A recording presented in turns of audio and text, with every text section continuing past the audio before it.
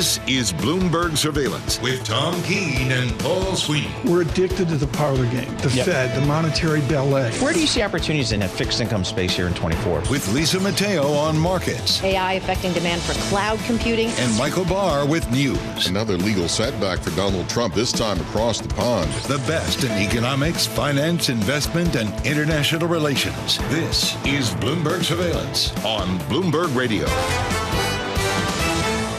Good Wednesday morning from the Bloomberg Interactive Broker Studio in New York City to our worldwide audience. We're also streaming live on YouTube, so check us out there. Scope out Bloomberg Podcast, and that's where you'll find us there. We're also want to welcome our listeners in New England on all new Bloomberg 92.9, Bloomberg's Boston's #1 source for news on the FM dial, Bloomberg 92.9. Tom Keene out today, some top secret mission perhaps, I'm not sure, but not to worry. Alix Steel sitting in for Tom for the next 3 hours. How about that? How about that? But then you lose me for 2 hours after that. So oh, I do? Yeah. They okay. don't let me do 5 hours in a row. That's just you, Paul Sweeney. All right, well, that's yet to be determined who will be there at the 10 o'clock hour. We'll play that by ear. Lots happening here in the marketplace. We got the JOLTS data coming up. That's always a fun data point to look at. I'm always like, who are these people that are just not working? They're just out of the job market. Why are they not back in the job market? The JOLTS typically runs 4, 5, 6 million. Mm-hmm. We got as high as 11 million during the pandemic. We're now running around 8.1 million. I'm just, who are these people? I like the quit rates, right? Yes. So like who's leaving and going where and what that signals and then what the money market for that is. Exactly. So we'll get that coming up. So we got some economic data we'll break down. Kristina Hooper's going to kick it off today. She's over there at Invesco. She's got a good view of these markets. Nika Gupta, Director of Macroeconomic Research at WisdomTree. She's going to join us on Hall, the economic stuff. And then we hauled in Mandeep Singh into the studio today. No mailing it in. Mandeep Singh has to come in here. He never mails it in. No. And he said, Mandeep, what's going on with Nvidia? What's going on with these tech names? Is it just a kind of a little bit of a pause in the tech rotation? So we'll get some thoughts there. But first, let's go to Lisa Mateo. She's here. She's always here in our studio. Lisa, what do you got for us? You got it. And right now we've got futures in the red. Stocks posted their worst day since the August 5th market meltdown, with the S&P 500 falling more than 2%. So right now we'll check in with S&P futures down 0.4%, 25 points. We have Dow futures down 0.1%, 76 points. Nasdaq futures down 0.8%, 154 points. Tech hit the hardest, yet Nvidia racing $279 billion in a record one-day wipeout for a U.S. stock. Right now those shares down more than 1%. That trickle-down effect felt in the chip sector. Intel, who's also struggling with growing financial issues, they're down nearly 1%. Chip equipment maker Applied Materials down 1%. Same for Taiwan semiconductor manufacturing. The pain spread to that biggest tech companies looking to kind of reshape the economy with AI. You have Alphabet down 0.5%. Same for Microsoft. Apple down about 1%. To the bond market, we have the 2-year yield 3.83%. That's down 3 basis points. The yield on the 10-year 3.81%, and that's down 1 basis point. Commodities, have to point out WTI crude, it fell below $70 a barrel. Right now WTI crude at $71.14 a barrel. Bond market, we just did that as well, and we'll get back to covering more in just a bit. That is your Bloomberg Business Flash. Paul and Alex. All right, Lisa Mateo, thank you so much. We appreciate that. Alix Steel sitting in for Tom Keene. I'm Paul Sweeney. We're live here in our Bloomberg Interactive Broker Studio. We're streaming live on YouTube. All right, I have my all-time list of overeducated guests, and our next one is certainly on this list. Okay, so Kristina Hooper, Chief Global Market Strategist for Invesco. Undergraduate degree from Wellesley. That's good. I have a lot of respect for that. Then she gets a master's in industrial relations from Cornell. Not sure what that is, but I know it's good. MBA from NYU. Okay, I think we're overdoing it there a little bit. And then, not only on that, she gets a law degree from Pace University. Oh my God, a law degree? I did not know this. I did not know that either. So I knew she was the smartest person I talked to. I know, exactly. So we appreciate getting a few minutes of Kristina Hooper's time. Hey, Kristina, what did you make of yesterday's trading? Was it just kind of the market kind of blowing off some steam here? What did you make of that? I think there are a lot of jitters right now. And I think a lot of it has to do with psychologically the fact that now markets are very confident that the Fed is going to cut. Bad news becomes bad news. You've heard it before, but it really is true. And so any signs that this economy is weakening more than we had initially thought is cause for a sell-off, especially among stocks that are more closely priced for perfection. And that really is the story that we saw yesterday, and we may very well see it again today.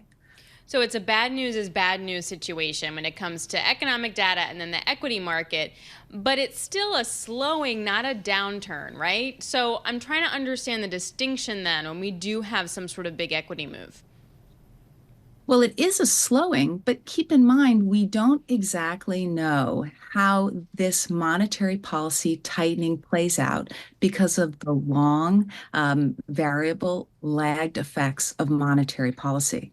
And so that is the underlying fear that gives markets pause and jitters when we do get, for example, a disappointing manufacturing PMI, or we see earnings warnings from companies, or whatever the case may be. So I think that right now markets are walking on eggshells.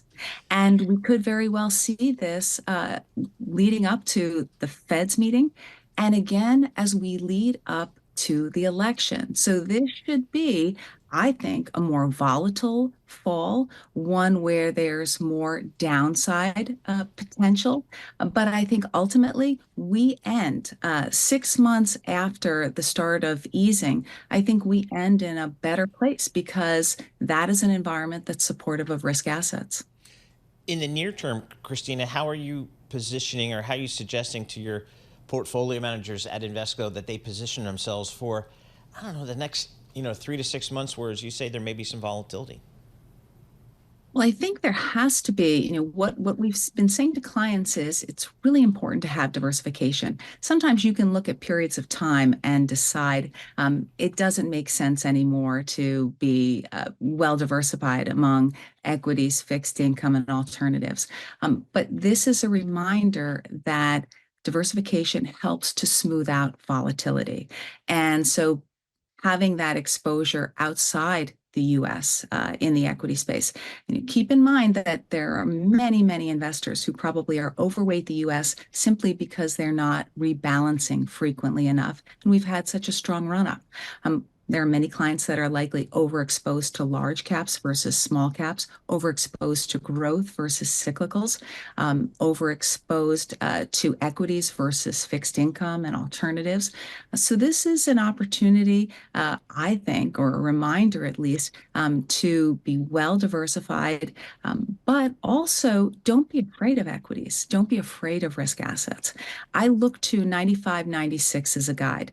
That was the last time the Fed was actually successful in avoiding a recession when it tightened. Now, there are some conditions that are very different than they are today. But my key takeaway is that easing provides a tailwind for risk assets.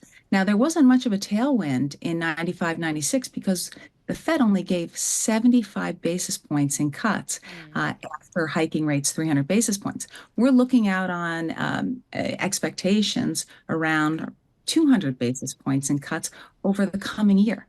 So we could have a far more powerful engine, far more fuel to support risk assets this time around. I have a question. Which degree did you like getting best? I actually loved getting my MBA in finance. That was my sweet spot. And I love TAing. I did it at night while I was working during the day, and I found it to be a virtuous circle. Half of Wall Street has their MBA from the Stern School at NYU, I'm convinced. Yeah. I mean, it's unbelievable Not you, what a though. program. No, I went to Duke, but they have a just fantastic program. Kristina, what do I do here with fixed income? Do I sit with my 2-year Treasury at close to 4%, or do I try to take some credit risk? So I think you do both. In the spirit of diversification, when I look at the numbers, for example, in that 6-month period after the Fed began easing in 95, high yield did very well. But I believe very strongly that history can often rhyme, but it's not repeating itself. So, in my opinion, I think it's important to have some exposure to investment grade, and I also think there's a place for treasuries. I would go longer duration in this environment, locking in these higher yields. But this should be an environment in which we could see a variety of different asset classes perform well, as we did in that 6-month period following the Fed's start of easing in July of '95. All right, Kristina, thank you so much for joining us. Kristina, we always love getting a few minutes of your time. Kristina Hooper, she's the Chief Global Market Strategist at Invesco, giving us some thoughts on these markets. Again, we got some economic data coming today. The JOLTS opening today at 10 a.m. Alix won't be here with me, but I'll somehow figure out how to report it myself. You'll do a great job. I have figure it confidence out. in you. All right, with our news in New York City. Thank you very much, Paul. Alex, Lisa, the Justice Department has unsealed charges filed against 6 senior members of Hamas's leadership for their alleged involvement in the kidnapping and murders of Americans during the October 7th attacks on Israel. A DOJ official says that the charges were kept under seal since February because the U.S. was hoping to take Ismail Haniyeh, the Hamas leader killed in July, into custody. 3 of the 6 that are charged are now dead. Attorney General Merrick Garland says the U.S. will pursue suspects for the rest of their lives. We will continue to support the whole of government effort to bring the Americans still being held hostage home. The charges unsealed today are just one part of our effort to target every aspect of Hamas's operations. These actions will not be our last. AG Merrick Garland. With the presidential debate less than 1 week away, both candidates are working to get out their message. Donald Trump is focusing on the border. Vice President Kamala Harris is focusing on the economy with a stop today in New Hampshire. Foreign Minister Dmytro Kuleba, one of Ukraine's most recognizable faces on the international stage, has submitted his resignation ahead of an expected major government reshuffle. Russian strikes overnight, meanwhile, killed at least 7 people in the Ukrainian city of Lviv. It's being described as a slow-motion landslide. California Governor Gavin Newsom has declared a state of emergency in the Seaview neighborhood of Rancho Palos Verdes. A landslide is making it a challenge for utility companies to serve their customers. Most of the homes in the area have gas and water, but electricity is out in some homes, including this man's. We're sitting here on a keg of dynamite, and we can't go repair anything because the ground continues to move. In the past 6 months, many homes in the area are literally falling apart from the landslides. Global news 24 hours a day, and whenever you want it. With Bloomberg News Now, I'm Michael Barr. This is Bloomberg. Paul, Alix, Lisa. All right, Michael Barr, thank you so much. All right, Alix, OPEC Plus is discussing a possible delay to an oil output increase planned for October. I guess that's following the recent weakness in oil prices? Yep, pretty much. I mean, when we take a look at, now OPEC is never going to say that they monitor price. Like, we know they're not going to say that, but we know that they actually do. So clearly, right? You know, 70 is where we're looking at some kind of floor. You would have thought, though, that the Libya outage would have given them some space to actually increase production like it wanted to. But now with the rumors that maybe there'll actually be a Libya truce and then oil comes back into the market, that maybe that's not the case. So clearly they're looking and did not enjoy the oil slide that we've seen. They did not like that. How often does OPEC get together officially? Oh, that's a good question. I don't know, because delegates meet and chat, and then there's like the official meeting. Okay. So, but that's kind of when they set their official targets, right? Yeah, but they got to be talking like all the time. All the time, right. With this kind of thing. But chat, maybe. But I keep reading all the time too that this is not necessarily a fun. I mean, yeah, there's weakness, but the degree to which oil fell did not reflect the degree of fundamental weakness at the end of the day. So there was clearly some other selling going on. WTI crude oil $71 a barrel, up about 69 cents today. Brent 74.37, but certainly on the low end of recent trading range. We'll keep an eye on that because Alix likes oil. I do. This is Bloomberg.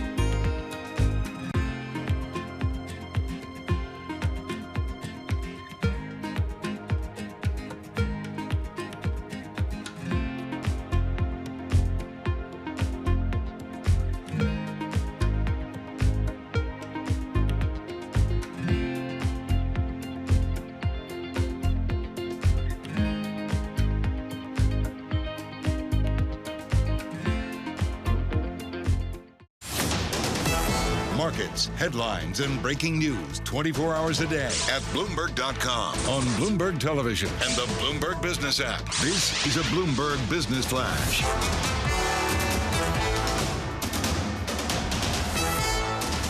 From the Bloomberg Interactive Broker Studio, I'm Lisa Mateo. Futures falling after U.S. manufacturing data came in light and showed an uptick in prices paid. Today, we'll get a read on trade balance, factory orders, durable goods orders, as well as JOLTS job openings. Later this afternoon, it's the September Beige Book.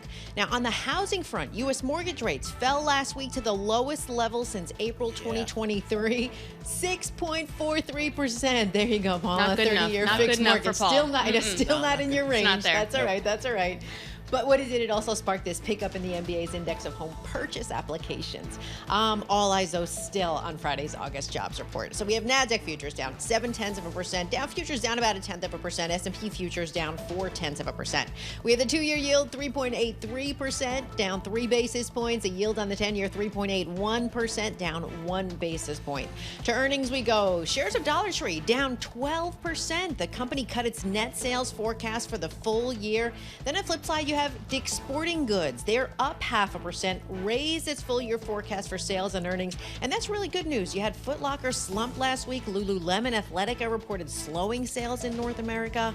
After the bell, we'll be on to Hewlett-Packard Enterprises. That is your Bloomberg Business Flash. Paul and Alex. All right, Lisa Mateo, thank you so much. We appreciate that. Alix Steel sitting in for Tom Keene here this morning. I'm Paul Sweeney. We're live here in our Bloomberg Interactive Broker Studio. We're streaming live on YouTube as well. Just looking at an email that just popped into my inbox from Torsten Slock. If AI is having such a profound impact on call centers, telemarketing, and other business process outsourcing jobs, then unemployment in the Philippines and India should be moving higher. But that is not what the data is showing. So he sees actually some unemployment rates in India and Philippines remaining very low. Meaning that the robots aren't stealing our jobs The yet. robots aren't stealing our jobs. I don't know how to play that, but that's an interesting data point. And Torsten every day comes in with something that I can use here. Anika awesome. Gupta joins us here. She's the Director of Macroeconomic Research, Equities and Commodities for WisdomTree. Anika, what do you make of this market here? It seems like we have a pretty solid earnings background. We have a pretty solid economic outlook. We've got a Federal Reserve that looks like it's poised to cut rates. How are you guys at WisdomTree talking to your clients about where they should be getting some exposure to this market? Yeah, I think you've put it quite succinctly, where we are seeing resilience in the U.S. economy, and I think the key turning point is there's good news ahead. We are likely to see monetary easing and a convergence by some of the major central banks taking place, and that's going to be positive for equities on the whole. I think the key bottleneck, as we've seen overnight, is there still remains plenty of uncertainty on the markets. Obviously, we have the all-important jobs report this Friday, and the view is that we should see an improvement from the prior month, as there were a number of one-offs that took place in July, and in comparison in August, we should see some strength coming through, which should pave the way for a 25 basis point rate cut. So does that mean you got to buy the dip in equities then, from what you're saying? Well, September is a very, very tough month for equities, as we've seen historically. So I would still be quite cautious. But I think where what equities are presenting is under discounted, and parts of the market that are trading at a valuation discount do still look attractive. For example, as we're seeing the yield curve disinvert, segments of the market such as small cap and value are looking interesting again. But in this disinversion that's taking place, the long end of the curve is likely to stay where it is. And hence, our famous well-known Mag 7 longer duration growth-oriented stocks are unlikely to benefit symmetrically in comparison to value and small cap segments of the market. So I'm looking at the yield curve here, Anika, and it's pretty much uninverted. I mean, we got the 2s and 10s kind of right in line with each other. What does that tell you? So that obviously we've seen that play out over the past few months, and that is a complete reversal from what we've been accustomed to over the prior 2 years, which was the yield curve being inverted. So take, for example, a sector like financials. They stand to benefit in a big way because they're going to be lending at a much lower rate on their deposits.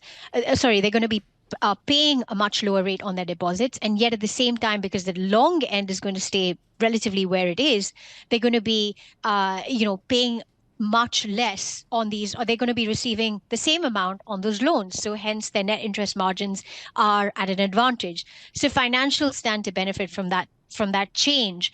Small caps, again, the sector most sensitive to the shorter end of the curve, again, stand to benefit in comparison to what we've seen over the prior 2 years. So, what that tells us is, as we've now gotten to the point where the yield curve has disinverted, those segments of the market that did get penalized, over the prior 2 years now stand to benefit from this opportunity. Yeah, I'm also like, is it another fake out like with small caps? Like we get there and then all of a sudden in a couple weeks we'll be back down with a spread of 15 basis points. In your previous life, you were also an equity and commodity strategist. So I wanted to get your take on what you thought of what's happening with oil right now with WTI breaching 70. Is that a fundamental issue, or was this just sort of caught up in the financial flows that we've seen over the past couple weeks? I think the price of oil is essentially reflecting what's happening in China. We aren't seeing a big bounce taking place in China. We haven't seen a lot of strength in the demand for oil coming in from China.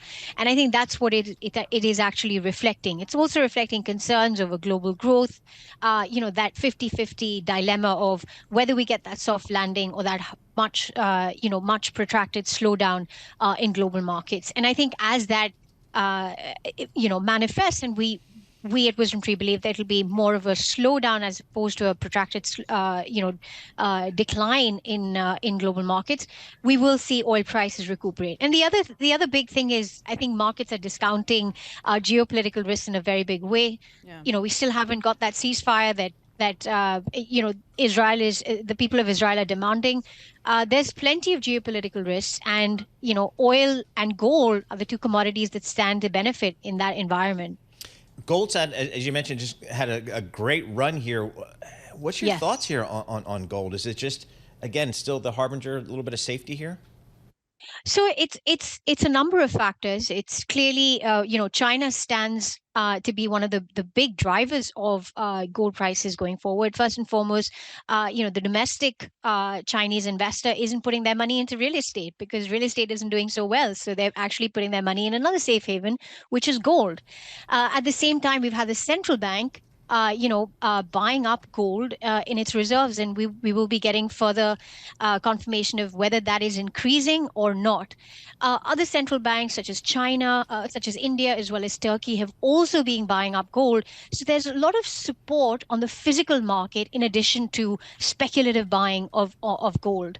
Now, obviously, with the Friday jobs reports, coming into picture, it's going to be a tale of two events. If we see a much stronger jobs report, gold is likely to have a bit of a sell-off. However, if we get a much weaker print, that paves the way for a sharper pace of rate cuts, and that becomes a very important tailwind for gold. What do you think what do you think the market reaction function will be on Friday? Right, so that's kind of a setup going into this. Are we going to see like a redux of August when it comes to the jobs number Friday?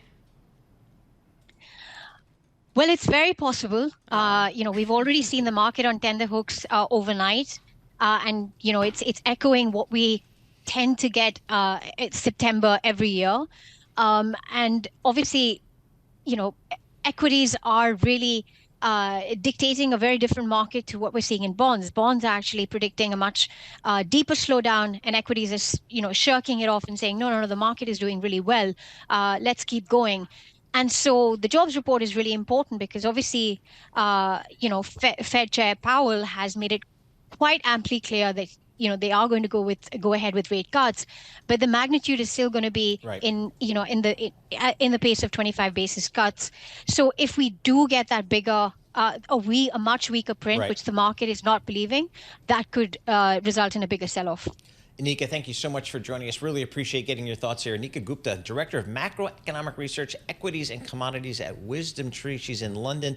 Literally, their offices at WisdomTree are right around the corner from the Bloomberg headquarters at Queen Victoria Street. I've spent some time there at the WisdomTree folks. Good people over there. Good analysis here. S&P 500 off 0.5%. This is Bloomberg.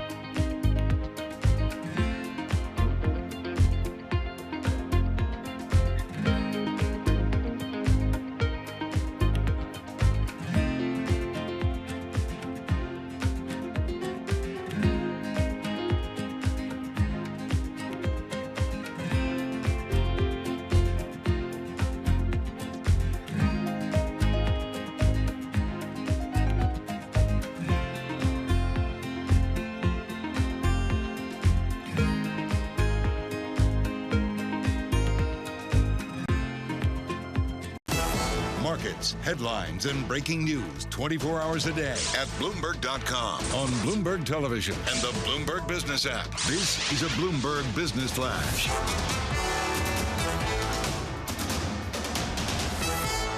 From the Bloomberg Interactive Broker Studio, I'm Lisa Mateo. Futures falling after more economic data, renewed worries on Wall Street. Yet yesterday's reading of U.S. manufacturing activity showed the fifth monthly decline in a row. Oil dropped more than 4% right now. This morning we have WTI crude at $70.81 a barrel. Brent crude $74.18 a barrel.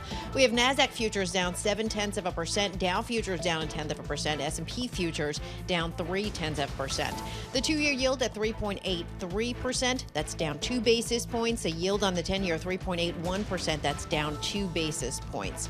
To currencies, want to point out Japanese yen up 0.3% at 144.96 against the dollar. The sell-off in Nvidia shares, it continues. The stock down more than 1%, and this is after shares dropped 9.5% yesterday, wiping $279 billion off its value. Sources say DOJ sent subpoenas to Nvidia. Other companies, it's looking for evidence that it violated antitrust laws.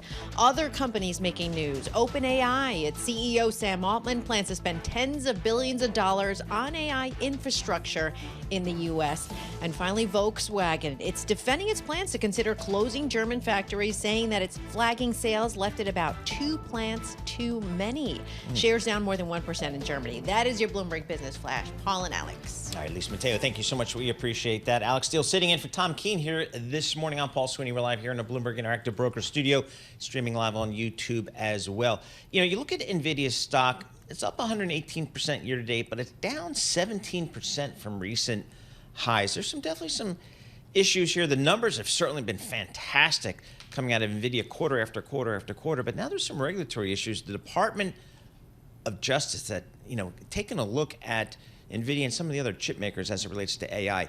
Mandeep Singh joins us. He's our senior technology analyst for Bloomberg Intelligence. He joins us here in studio, unlike his management team, which tends to just mail it in.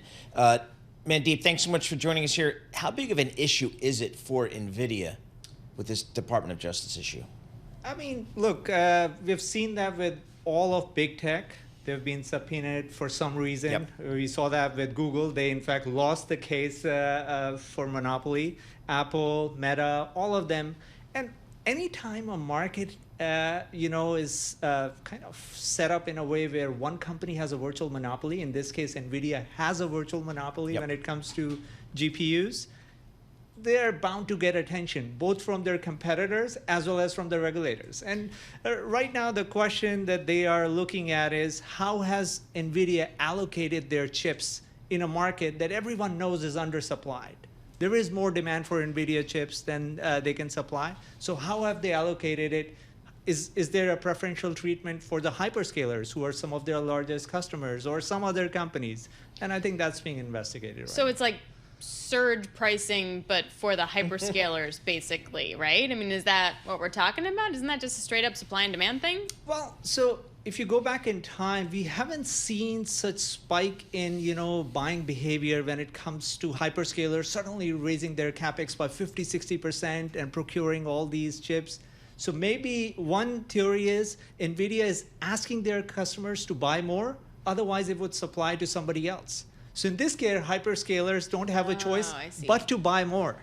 And again, look, nobody knows the real deal. We know SMCI is under a kind of pressure from Hindenburg Research, calling their accounting. SMCI is a customer of NVIDIA.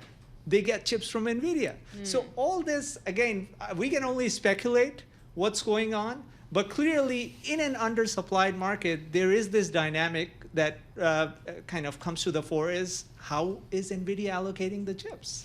So when I look at NVIDIA, I look at a company that it seemingly to me, it just came out of nowhere 18 months ago. I didn't even know this company existed and before 18 months ago when people started talking about AI.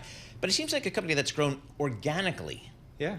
And they had a different, maybe better chip than a lot of the competitors like Intel. So they just kind of grew organically. It's not like they made acquisitions and gobbled up the market. They just had a better mousetrap. They did. They clearly have some IP. Although, talking about acquisitions, they have made a tuck-in acquisition of a company called Run AI. Okay. Even that deal is pending. It's not closed because what NVIDIA is trying to do is it's trying to move up the stack Basically, it just provided chip. Now it has a software layer called CUDA. It's trying to buy even more software to deploy these foundational models. And all this kind of strengthens their moat. At the end of the day, it makes it hard for an AMD or an Intel to come up with a better chip that can replace Nvidia. So it's about vertical integration. I mean, think of what Apple did over the years. And that's what I think Nvidia's playbook is here. And then based on the DOJ investigating, I would assume, and you have one acquisition pending, that any kind of M&A with them would be off the table for Nvidia at this point. Absolutely. And what these companies, all the big tech companies have been doing is taking minority stakes. I mean, it all started with Microsoft taking a stake in OpenAI, then Inflection AI, Google taking a stake in Anthropic, Amazon taking a stake in Anthropic. Nvidia, I mean, there were some sources that were saying that Nvidia is planning to take a stake in OpenAI. So all these minority investments suggest, I mean, remember, this is a B2B business. So Nvidia's customers are Microsoft. Microsoft is using its chip to train model for OpenAI. So it's very intertwined. It's all B2B. And that's where you could argue, is there some preferential treatment in terms of how Microsoft is even allocating their cloud capacity to OpenAI? I mean, is that valid? Do you think that's happening?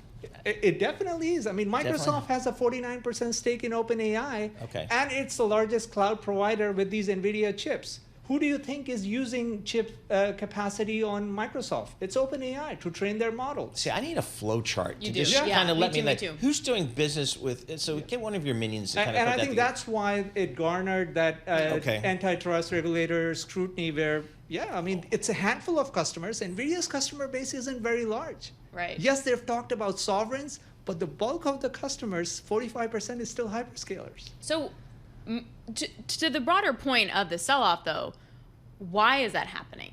Because we were already there before, right? Before the DOJ headline even crossed. Like, what's up? I mean, look, with Nvidia, they reported last week, the guidance was slightly conservative, although it was a clear beat and raise. There was some rumors of a chip delay, Blackwell, their next architecture getting delayed. And for a stock like this, when you're trading at 35 times forward PE, you need everything right. You're priced for perfection. And that's where, even though it was perfect quarter, but still you want the estimates to keep going up. And right now it feels like estimates will be more sideways. There was some risk around gross margin. We have reached peak gross margins for Nvidia in this cycle. So even 100... Their gross margins are like a lot, right? Yeah, but yes, they are over 75%. But when it comes to earnings revisions, all these things matter. The top line momentum, the gross margins, because that's what drives earnings estimates. SPLC function on the Bloomberg terminal, supply chain. So you go NVIDIA, NVDA, type it, put a little yellow button for equities, SPLC, supply chain.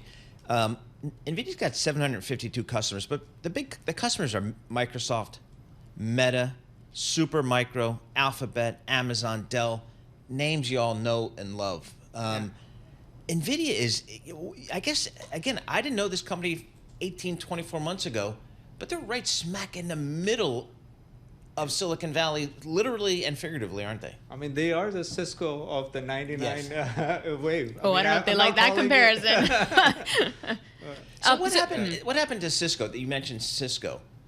I mean, it's hard to draw parallels because every cycle has got its own nuance. Even though valuation-wise, I could say the enthusiasm is very similar, but clearly, this cycle will not be exactly same as 99, and that's where, you'll have to figure out when will the supply-demand imbalance kind of fix itself, when will the fab capacity get better. All those are variables when it comes to predicting when will this peak. When we take a look at, say, some of the software companies that are reporting, because now is the time of the bazillion software companies that I don't know that come out and say things. Are they noticing, what are they noticing in terms of AI demand and where the non-Microsoft, Google budgets are going?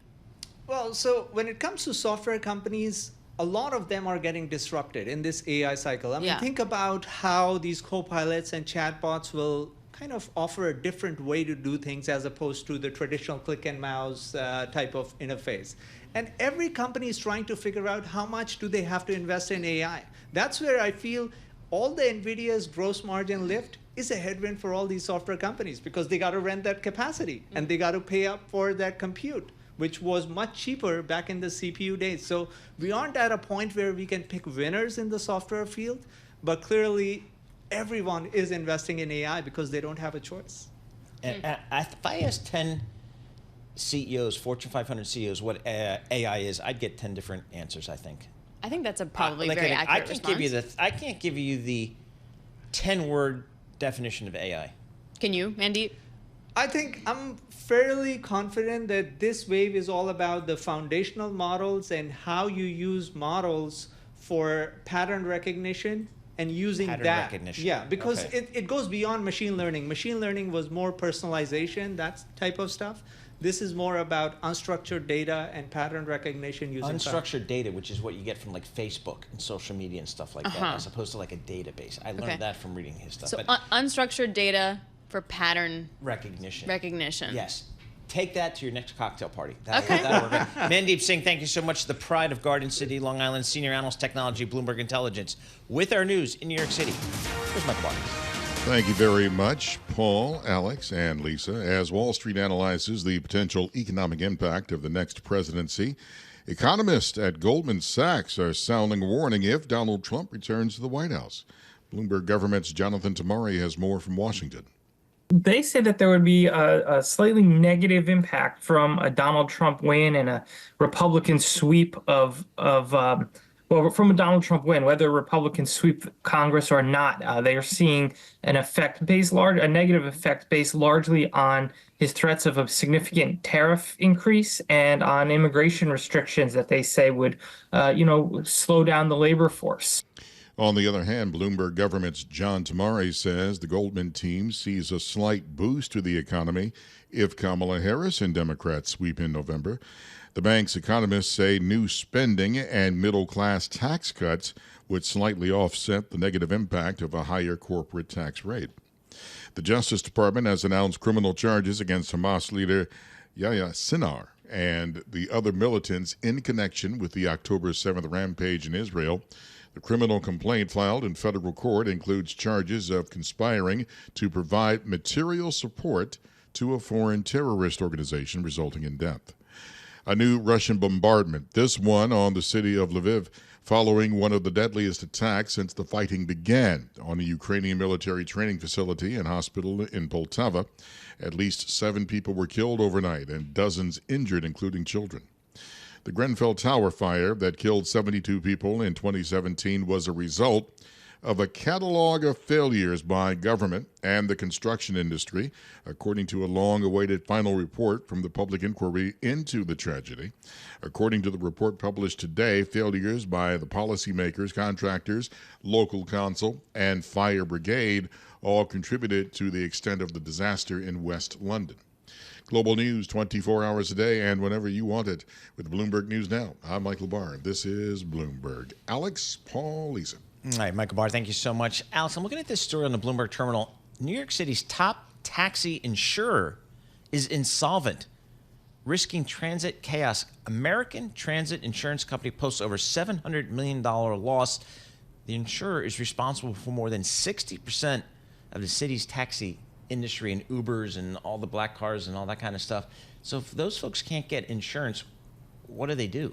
Okay, so this actually caught my eye because this could truly disrupt transit within New York City. Apparently, this company, ATIC, has been the dominant player because they can offer cabbies premiums far lower than other insurers. And you take a look, there's a great chart in this piece that says the market dependence on it. You're looking at like Hereford is looking at, what, 19% of the market? American Transit, 64%. That's amazing. I didn't even think of that, but I mean, I guess they have to figure that out because that's a big issue here for NYC Transit. Me, I just go in the subway. This is Bloomberg.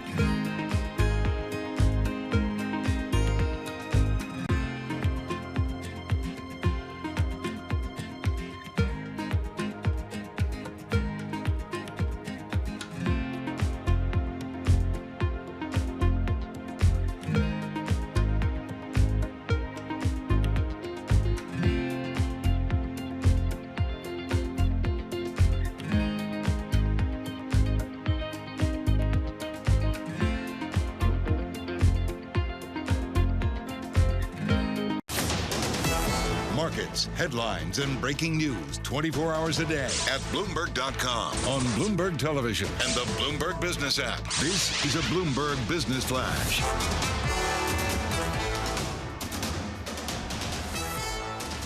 From the Bloomberg Interactive Broker Studio, I'm Lisa Mateo. We've got red on the screen, and this is after fears of an economic slowdown sparked a stock market sell-off. It saw the S&P 500 drop more than 2% and the NASDAQ plunge almost 3.3%. So right now we have NASDAQ futures down 0.7%, Dow futures down 0.1%, S&P futures down 0.4%.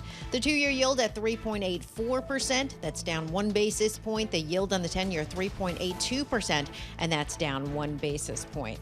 And fears about the economic outlook, well, that's also affecting crypto-related stocks. After Bitcoin, it touched a 1-month low. It's now down more than 2.5% at 56,000. You have Coinbase down nearly 1%, CleanSpark down nearly 3%, Marathon Digital down 2%. And it's one of the biggest flops for the PlayStation business. Gamers not happy about it. Sony axed the big budget online game Concord just 2 weeks after its release. The company says players will get full refunds at ADRs down nearly 1%. That is your Bloomberg Business Flash. Paul and Alex. Now, a look at the front pages. What's making news around the world? Your daily roundup of today's headlines from major publications. All right, your daily look at the front pages around the world is brought to you by IBKR. Financial advisors switch to Interactive Brokers for lowest cost global trading and turnkey custody solutions. No ticket charges and no conflicts of your interest at ibkr.com/RIA. All right, what do we got here? In the newspaper segment, Lisa Mateo, I know you've got some good stuff for us. What do you got? We do. Okay, so remember we were talking yesterday about Vice President Kamala Harris said U.S. Steel should remain domestically owned and operated. Well, the Financial Times had this report out. It's reporting that Japan's Nippon Steel has made this pledge to promise the company would be run by Americans. So a few things that it promised. It pledged to appoint a board for U.S. Steel with a majority U.S. citizens. It said the board's going to include 3 independent directors who are U.S. citizens, and that core senior management members would be American. But here's another thing. It also said U.S. Steel would be owned by Nippon Steel North America, so that's a New York-based subsidiary of the company.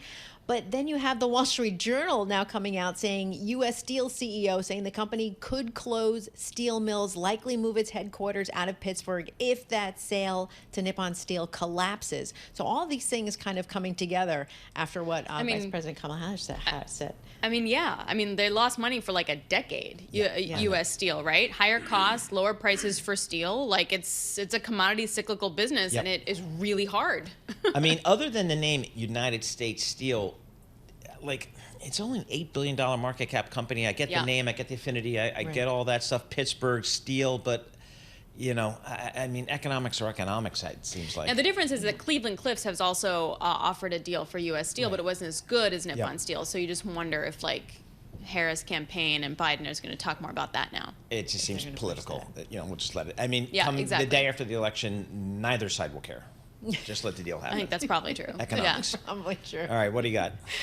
Do you guys carry around like these? Okay, I don't like this story, and I don't want to talk about it. Yes, we have to talk about it. No, we do not. Yes, okay, it's in the Boston Globe. I have one of those. So you carry around these reusable water bottles, right? But they're like infested with bacteria because you have to think about how. I think I wash it once a week. That's so bad. Like I'll pop it in the dishwasher. Okay, no, this starts. But how do you wash it? You need like a little tiny baby hand. Yes, or you need the little brushes. So the Boston Globe like laid out a plan for you, like what to do.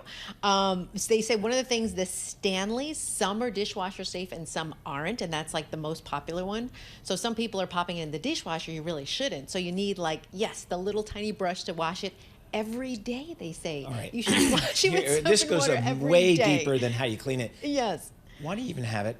When I was growing up, if you were thirsty, you got a drink of water. Okay, you didn't have to hydrate. Hydrate. Do you not know me but at all? Do you not see how much water I drink? I know, but I mean, it's like the kids today, they've got these huge things sitting at their desk, and they're hydrating. I mean, the water fountain's literally 3 feet away. Why do you have this jug of water because at you your have to desk. keep track of how much you're drinking. No, you don't. You if have you're to drink. thirsty, then you drink some water. Okay. That's how it works. If you are also taking a mountain of pills and See, have with esophagitis like I do, Oh, you need a whole esophagitis? glass of water with every pill you take. So I down like those like 2.5 liter bottles when I take my pills. All right. This is a whole other discussion. Very good. Yeah, don't get me started on these. You have to on the water. half your what is it? Half your body weight in ounces. That's how much you're It's supposed to always do? been that way. So what have we done since the beginning of time? When you're thirsty, you drink some water. There you go. You can't overhydrate though. I read that that's a thing and it can actually cause a physical reaction that's not good. But you can OD Okay. on water. Boy, this is Just the right amount. very good.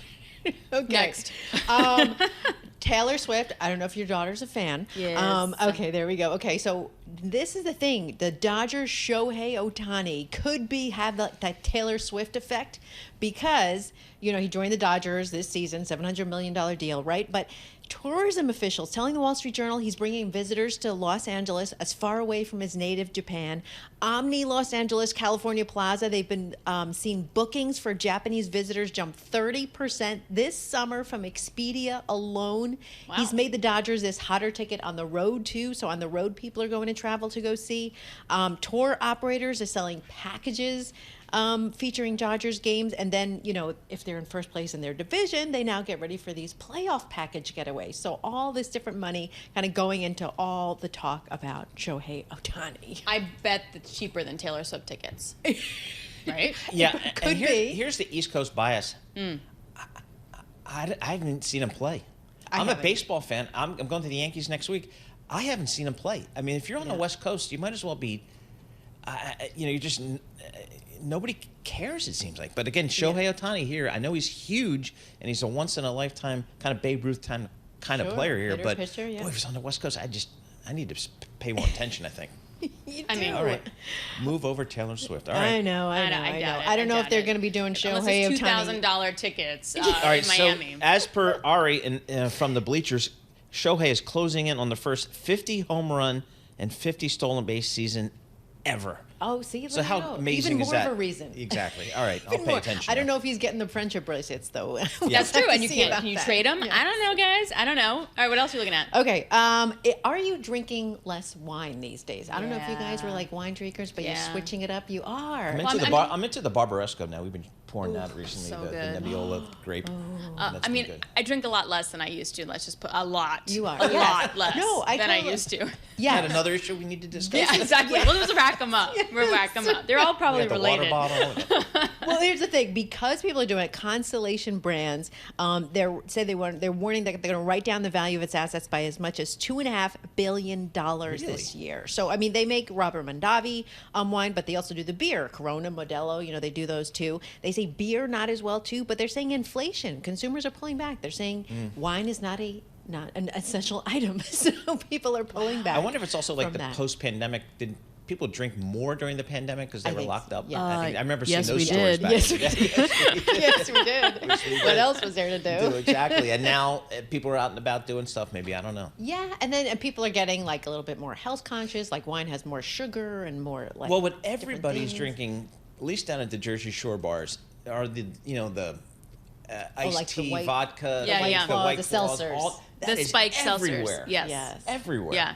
It sort of reminds me of sort of the IPA trend and like craft beer, like 10 years ago? Yeah. That it was reminds everywhere. me of God, what did we have growing up? What Zimas. What did the Zimas!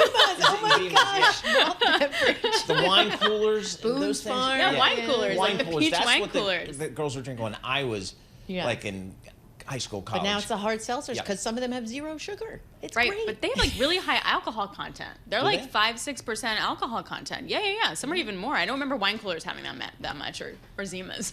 No. God, Zimas. Do they still exist? No, I don't No, I know. can't imagine. I don't know, but yes, I did used to enjoy All right, this. that is the newspaper segment with Lisa Mateo. Thank you so much. We went all over the place there. We did, yeah. Yeah, We all covered over a the lot of place. stuff. We Yep. learned a lot about Alix in a very short amount of time. Exactly. which You're is welcome. Exactly.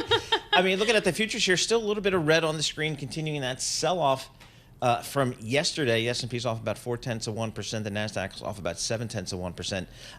Looking at the European markets, the stock 600, the European broad stock market index trading off 1% today. So the Nikkei off 4.2% today. So some sell-off overseas. Looking at the yields, 10-year Treasury sitting there right at 3.81%. How about that? So we'll keep an eye on that. Bitcoin, as Matt Miller likes to point out, it is off 2.75%, 56,600. We're going to have more coming up. This is Bloomberg Surveillance. Some tuning.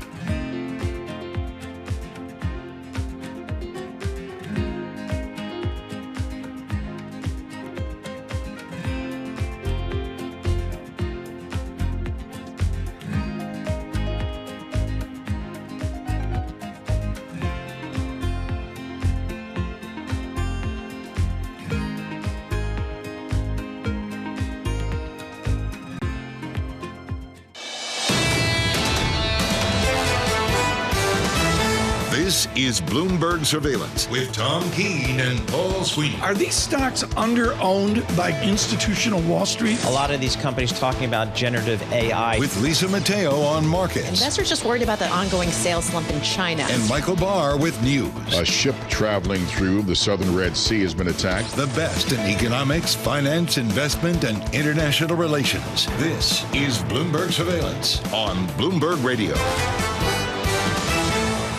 All right, Alix Steel in for Tom Keene here this morning. I'm Paul Sweeney. We're live here in our Bloomberg Interactive Broker Studio. We're streaming live on YouTube as well, so head over to youtube.com and search Bloomberg Podcast. That's where you'll find us. A busy hour coming up. We're going to check out with Quincy Crosby, Chief Global Strategist, LPL Financial, get her market call. Libby Cantrill, Managing Director of Public Policy at PIMCO, discusses the 2024 election. How's the big bond house out there in L.A. thinking about this election and the impact on the markets? Shanna Sissel, she's the founder and CEO of Banrion at Capital, offer her outlook on these markets. So a lot coming up in the next hour. Plus, we got some economic data coming out later this morning, which we will cover, of course. Right now, let's kick this hour off like we do with Miss Lisa. You got it. And futures right now still falling after stocks posted their worst day since the August 5th market meltdown, with the S&P 500 falling more than 2%. Right now, we'll check in with S&P futures down 0.3%, 22 points. We have Dow futures down 0.1%, 71 points. NASDAQ futures down 0.7%, 133 points. Tech hit the hardest. Nvidia racing $279 billion in a record one-day wipeout for the U.S. stock. Shares down more than 1%. And that trickle-down effect, well, it's also felt in the chip sector. We have Intel, who's also struggling with growing financial issues. They're down about 1%. Chip equipment maker Applied Materials down nearly 1%. Taiwan semiconductor manufacturing down 1%. Even the biggest tech companies that are looking to kind of reshape the economy with AI, they're being affected. We're talking about Alphabet, Microsoft down about 0.5%, Apple down about 1%. Over to the bond market, the 2-year yield 3.84%, down 1 basis point. The yield on the 10-year 3.81%, and that's down 2 basis points. Have to check in with commodities. We have WTI crude. It fell below $70 a barrel. Right now it's at $70.90 a barrel. That is your Bloomberg Business Flash. Paul and Alex. All right, Lisa Mateo, thank you so much. We got Alix Steel sitting in for Tom Keene. I'm Paul Sweeney. We're live here in our Bloomberg Interactive Brokers studio. Looking at the VIX here in honor of Tom Keene, right about 23. This is a VIX that had been down, 12, 13, 14, and then we had that, 4 weeks ago on that Monday, spiked up to over 60. Then it came back down below 20. Here we're at 23. We're going to keep an eye on that volatility and keep an eye on that. Quincy Crosby joins us. She's the chief global strategist for LPL Financial. Quincy, when you see a VIX of 23, given that it's been below 20 for such a long time, does that tell you anything at all? Well, yeah, of course, it tells you that there's worry in the market. Now, whether or not this was worry over seasonality, that September has a really nasty reputation, and it lived up to it yesterday, certainly. But yeah, it'll climb higher. But the 65 that we saw in early August, that was something, obviously, that the market paid attention to. And the concern was there. Was there going to be contagion? The market's always worried about contagion and then the drying up of liquidity in the market. And then it eased, then suddenly things seemed great. We got through August and it was great. And now we're in September and the question is this going to lead to even a deeper downturn? The S&P 500 stopped right at its 50-day moving average. Does it break it today? Everyone is a technician today. Oh, yeah. And watching whether or not, yeah, everyone is. But the fact of the matter is it does send a signal if we break through that. The question is, what caused it? What caused it? Was it folks paying, tuition bills for college or private, elementary schools and high schools? Or was it portfolio managers coming in and saying, you know what, maybe I should start locking in some gains for my annual performance? That I haven't heard anyone talk about that, but portfolio managers, active managers are going to be concerned that maybe, just maybe, we're not going to have that positive end to the year, which we normally do, by the way, in an election year. So all of this combined, and was it the ISM manufacturing report? Did that do it? All of a sudden, that's become a key focus on employment gain, options or prices paid. That could have set the market off as well, because those prices paid went up, not down. I think it's so fascinating that you brought that up. The portfolio managers, also the private school stuff. I had not even thought of that. Nomura was also saying that the U.S. mutual fund year end actually happens between September and October, and that might also be some selling in relation to that. So what do you do? Well, if you're in the market, you're going to ride it out, because there's going to be data that will come out suggesting that the economy is okay. A lot of focus now on the service sector, ISM, because that moved into expansion territory in the last report that we had. So the market is now all of a sudden, not only are we technicians, we're all PhD economists, heaven forbid, but the fact is there'll be a deep dive on that in terms of hiring expectations, prices paid. We also have to remember that the minutes that came out from the July 31st meeting suggested that there were, quote unquote, several members who thought there should have been perhaps a rate cut July 31st. The question now is whether or not, and this is the big headline, the big narrative, is it going to be 50 basis points or 25? The market really doesn't want 50 basis points because what it suggests is it's not about inflation. It's about concerns over the economy and the labor market. So that's where we are going. And every day, the market is going to have to adjust. The question is this the big one? We have been telling clients, prepare for volatility this month. But the question is it going to stop now? Is something going to come along and say, well, don't worry about it, as it did in August? Or will we see more decline? ASML, that was interesting this morning, what crossed the tape there. Because what does that suggest? We have been paying attention to ASML, Taiwan Semiconductor, leading us into our markets, right? And saying, well, don't worry about it because look at the demand that they have. And Nvidia should be underpinned by demand accordingly. That was quite an analyst commentary on ASML.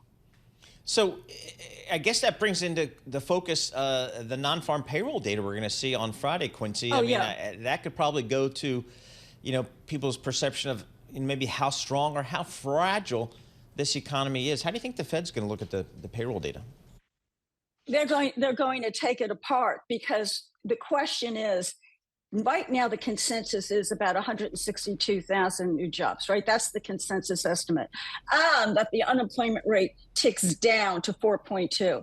If that surprises to the upside on the unemployment rate climbing to, say, over 4.4, the question is going to be, oh, come on, don't tell us it's about more people coming in, the participation rate is higher, and that's the reason. The market's not going to put up with that explanation. The market is going to be afraid, whoa, history dictates that once that unemployment rate starts ticking higher, it continues to tick higher. The other thing is whether or not, and this is very important, I think, for the Federal Reserve, are we going to see wages ticking much higher? The expectations are wages will inch higher, but it won't be particularly dramatic. If it is dramatic, there are those at the Fed who have said, they've come out publicly and said, I'm not really prepared to cut rates yet. I've got to have more confirmation. That won't be confirmation with them, especially with prices paid in manufacturing higher. Do you think that Friday could put a 50 basis point cut back on the table? It could. It surprised us in the past. Why couldn't it surprise us again? It's a big, big question mark, and the market is prepared for it, I think, in the sense that they've been talking so much about the probability of a 50 basis point. It's not much. The most probability is toward a 25 basis point.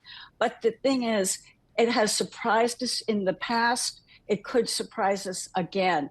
And if it does, this is not going to be healthy for the market. The market wants a series of rate cuts, all predicated on inflation coming down, suggesting that higher for longer is just simply not warranted, which is a healthy reason to have the Fed cut, but not cut 50 basis points because the labor market and then consumer spending, which is the logical extension, is going to be under pressure.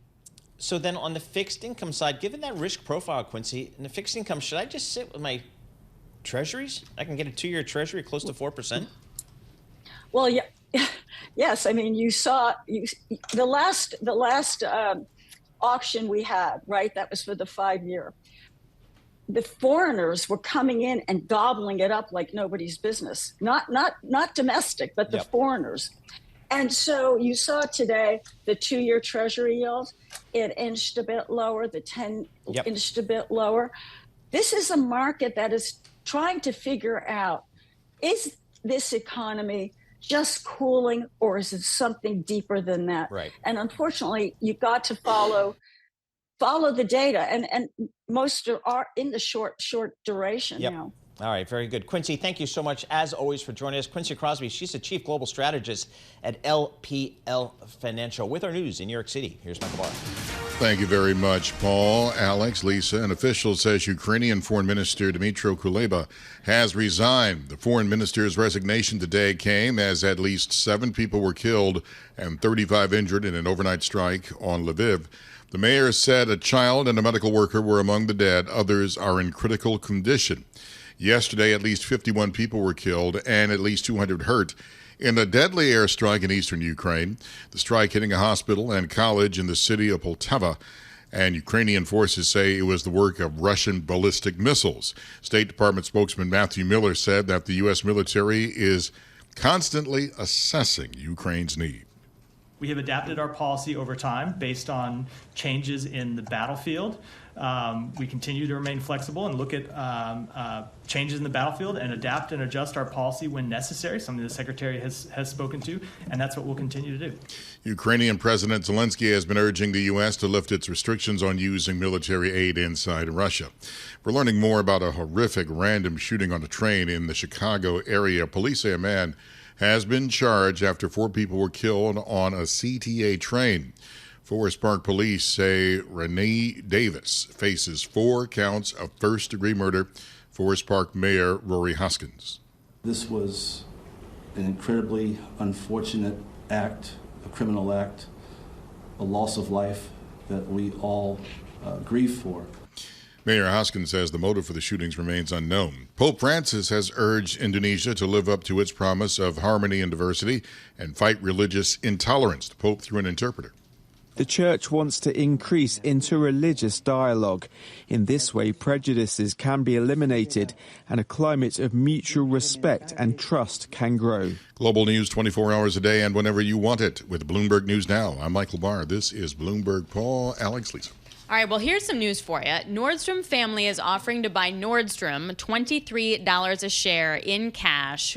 We broke the news about this like months and months ago that they were thinking about doing this.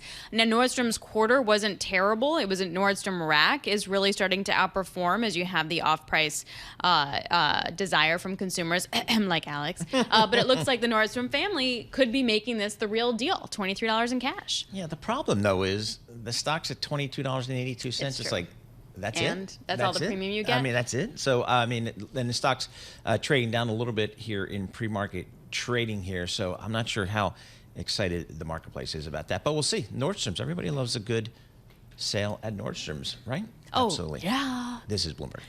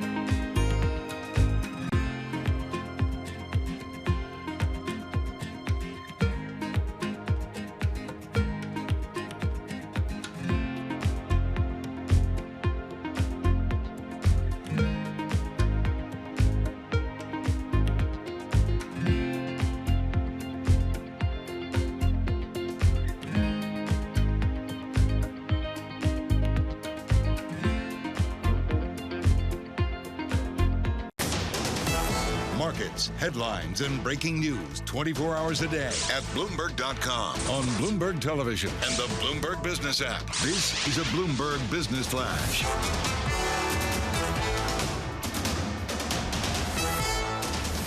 From the Bloomberg Interactive Broker Studio, I'm Lisa Mateo. Futures still in the red, and this is after more economic data renew those worries on Wall Street. Yesterday's reading, U.S. manufacturing activity showed the fifth monthly decline in a row. Oil dropped more than 4%. Let's check in with WTI crude right now at $70.50 a barrel. Brent crude, $73.82 a barrel.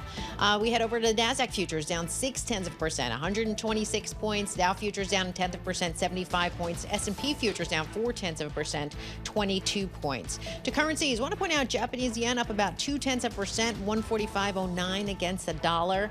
The sell-off in Nvidia shares, that continues. The stock down more than 1%, and this is after it dropped about 9.5% yesterday. Sources say the DOJ sent subpoenas to Nvidia, other companies as well. It's looking for evidence that it violated antitrust laws. Other companies making news. You have Volkswagen. They're defending their plans to consider closing German factories, saying flagging sales. Well, it left it with about 2 plants too many. We have shares down more than 1% in Germany. And finally, Volvo Cars. They scrapped its target to go fully electric by 2030, and that's because of changing market conditions, customer demands as well. Shares down 4% in Germany. That is your Bloomberg Business Flash. Paul and Alex. All right, Lisa Mateo, thank you so much. We appreciate that. Alix Steel sitting in for Tom Keene here today. I'm Paul Sweeney. We're live here in our Bloomberg Interactive Broker Studio, streaming live on YouTube as well. And we're also up in Boston. We started yesterday at noon. We want to welcome our listeners in New England on the all-new Bloomberg 92.9, Bloomberg's and Boston's #1 source for news on the FM dial, Bloomberg 92.9. Politics, the election, it's here. I think we got like 63 days to go or something.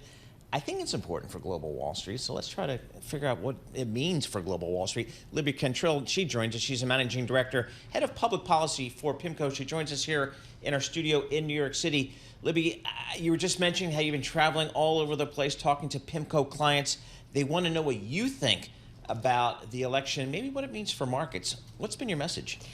Yeah, so I would say particularly our non-U.S. clients are really interested in both the election, but obviously in implications, particularly implications for debt sustainability, for the U.S. dollar, and then for taxation. And I think what we've been telling them, is that they really needed to wait until after September, because that's actually when the polling starts firming up. It becomes a lot more predictive in terms of kind of providing some clarity in the race. Now we are in September and there is no clarity. I will just say, I think our message to clients now is that this really is a jump ball. It will likely come down to those 6 swing states that everyone has been reading quite a bit about, particularly Pennsylvania. Pennsylvania is the most important state in our view. There are some themes, though, that sort of regardless of the election outcome are going to be common between the candidates. One is that the deficits are going up regardless. And that's because the Trump tax cuts on the individual side all expire at the end of next year. Maybe some of them are going to be paid for if they are extended. We assume they will be extended, but most of them won't be. And so that will add to the deficit. And then also importantly, and I think people sort of forget this, but if you just look at sort of the base case scenario under the CBO's estimate for the nonpartisan budget scorekeeper in Washington, I mean, deficits are just structurally high because of entitlement spending, because of Medicare or Social Security. These are really important programs, but they're also really expensive, and neither candidate is going to reform those. So I think the main takeaway here is deficits are going up regardless of who's actually going to win. And then we also think the direction of travel on tariffs is also clear, and export controls and sort of some of this protectionism. Of course, there are going to be shades of gray. Trump most likely sort of more draconian than Harris, but still, again, direction of travel here is clear. Do you think that any of this is yet reflected in the market? I keep obsessing about the low tax and high tax companies to see if there's something there within this, and just nothing. I would say that the only time we really started seeing this actually priced in the market was that very short period of time in early July when it did look like after the debate and after the assassination attempt of former President Trump, that the odds would be a red Republican sweep. That's when you started seeing sort of the term premium reinsert itself in the U.S. yield curve. You started seeing some of the sort of sector differentiation, but all of that basically has kind of collapsed, has gone away effectively as this race has basically tightened and gone back to really where it was in the spring, which is again just a jump ball. How about down ballot? What happens to two houses of Congress. What's the thinking Yeah. there? Well, so, and I used to work in Washington. I used to work on the Hill. So I have a bias towards really focusing our clients on the importance of Congress. But I really think from an investor's perspective, what happens down ballot is just as important as what happens at the top of the ticket in many ways, particularly from a fiscal policy perspective, tax and spending. Again, I think it's going to be very close. This is really unsatisfying, I realize. And we're not just trying to punt on not making a call. I really do think it's going to be very close. We're talking about the Senate? The Senate and the House. I think that the Senate right now controlled by one vote by Democrats. The Senate map for Democrats in terms of the number of seats that they're defending, much more difficult than for Republicans, and so very likely, possible that the Democrats hold their majority, but unlikely at this point. So likely that the Senate flips, but again, by probably just one vote. So that actually has implications in 2025, and then the House. Again, maybe the House flips from Republican control to Democratic control, but regardless of actually who wins, it's going to be a very narrow majority. And what we have seen this session of Congress is that when you have a narrow majority of, particularly when you have divided chambers, but even if you have a Republican or Democratic sweep, it is just difficult to get a lot done. So exactly. Exactly. Yes. So then to that point, does it even, I'm going to get a lot of hate mail from this. Does it matter who's in the White House? I mean, it does matter, and particularly, I just can't underscore. Everybody just needs to buckle up for next year. It is going to be a tax palooza, if you will. There will be because of all of the individual tax cuts on the Trump tax cuts from 2017 expiring at the end of 2025. Everything is going to be on the table. The corporate tax rate is going to be on the table. The child tax credit is going to be on the table. Carried interest is going to be on. I mean, everything. So there will be a lot of headline risk. So it does matter because a lot of those things will go the way of the White House in terms of ideology. But outside of that, Alex, and this is what we're sort of guiding our clients to, is outside of the debt ceiling, issue, which will be an issue, sadly, early next year. It's always an issue, right? I know. Yeah. Unfortunate, especially if you're a debt investor. And then also tax. I just don't think Congress is going to be able to get very much done, again, regardless of who's in the White House. But the White House does matter, as it relates to many other things outside of fiscal policy, but from a tax perspective, it does matter. Are our elections going to be this close, like forever? I mean, it seems like the last couple elections have been, you're counting votes, like starting in 2000. Is that kind of where the new world is today? I mean, it's possible. I think it's really difficult to prognosticate this sort of as super secular, but because of the geographic sort of self-sorting that we've seen in the United States, it has become, and because of our sort of highly polarized nature, it has become, very close, particularly at the top of the ticket. And I do think that will likely continue. I mean, if you just look, since the 1980s, just the number of elections where one candidate has won the popular vote and the other candidate has won the electoral college vote. I mean, it's really quite sort of staggering, and that is just because of sort of the kind of polarized nation of our country. The Senate and the House, I think, are quite a little bit different. The Senate, in particular, just because that is more predicated on which seats are up and sort of the Senate map. But in terms of the top of the ticket, I think this is probably likely to. But even with the House constant. and Senate, it's still going to, well, not right, Senate, but the House is zoning, it's all redistricting, right? Yeah. Like it's still all.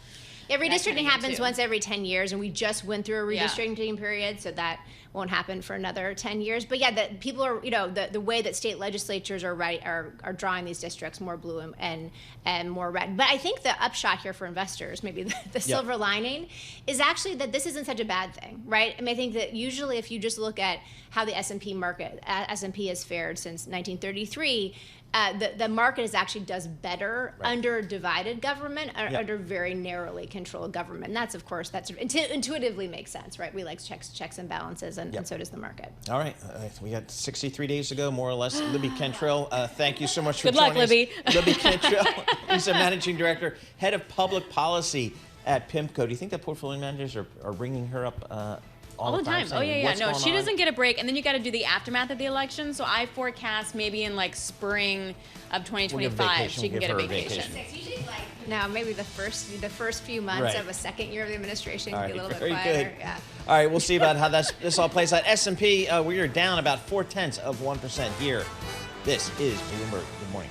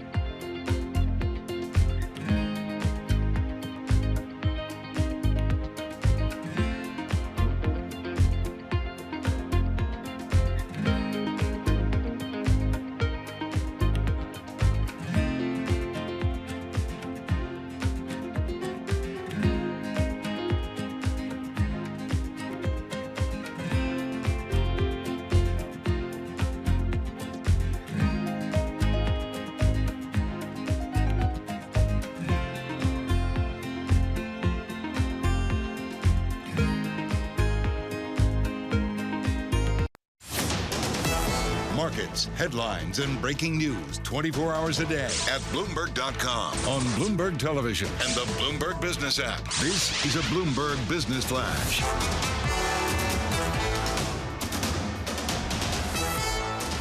From the Bloomberg Interactive Broker Studio, I'm Lisa Mateo. We've got red on the screen, and this is after U.S. manufacturing data came in light, showed an uptick in prices paid. That was yesterday. We have more data out today, but all eyes, yes, on Friday's August jobs report. It's expected to show payrolls increase by about 165,000. That's based on an estimate in a Bloomberg survey of economists. Right now, we have NASDAQ futures up down 0.6%, 127 points. Dow futures down 0.1%, 62 points. S&P futures down 0.3%, 21 points. The two-year yield at 3.86%. That's little change. The yield on the 10-year 3.83%, and that is little changed. To earnings we go. Shares of Dollar Tree down 11%. The company cut its net sales forecast for the full year. And Dick's Sporting Goods, it raised its full-year forecast for sales and earnings, but shares taking a turn now. They were higher. Now they're down about 1%. And we'll stick with retail. The Nordstrom family has offered to buy Nordstrom for about $23 a share in cash. That's according to a filing. We have shares of Nordstrom down about 1%. That is your Bloomberg Business Flash. Paul and Alex. All right, Lisa Mateo, thank you so much. We appreciate that. Alix Steel sitting in for Tom Keene. I'm Paul Sweeney. We're live here in our Bloomberg Interactive Broker Studio, streaming live on YouTube as well. So head over to youtube.com, search Bloomberg Podcast, and that's where you will find us. Economic indicators today are brought to you by Commonwealth, supporting more than 2,000 independent financial advisors with a 2-to-1 advisor-to-staff ratio. Small firm attentives, big advisor impact. Go to Commonwealth.com to learn about your consultative support and technology. Our good friends at Commonwealth, we appreciate that. Let's take a look at this market. I mean, I think we had a good earnings season coming out of Q2. I've got a Fed that I think is going to be cutting rates starting later this month. That seems kind of constructive for equities, but has that already been priced in? Let's check in with our next guest, Shana Sissel, CEO of Ben Ryan Capital. Shana, so what do you think here? I mean, S&P up, 17, 18% year to date. Does that reflect kind of what we're seeing in terms of earnings, in terms of maybe Fed movement here, or is there room to go?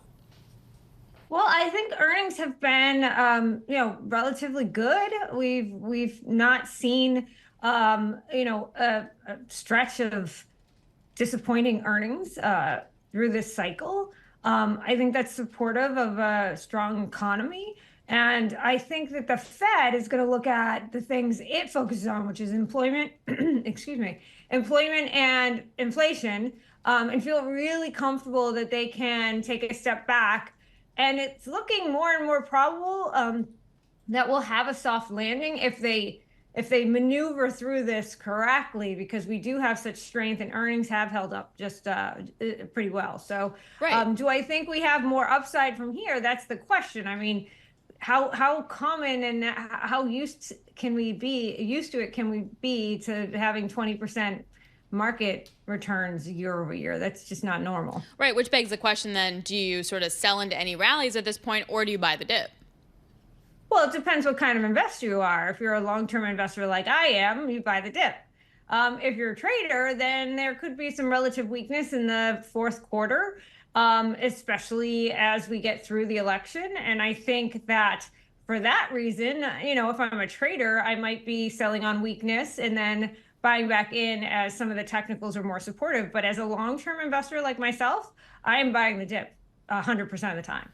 What are you buying on those dips? Are we sticking with kind of the Magnificent Seven, the tech trade, or are you looking for value in what might be a broadening market? Well, I'm certainly looking for a broadening market. I mean, that's a positive technical indicator. It's very bullish when markets tend to broaden and you see more participation across the board. But yeah, I can't tell you that I'm not buying Nvidia today, down 9%. In fact, I think there's probably more downside as we kind of get through the news related to their subpoena.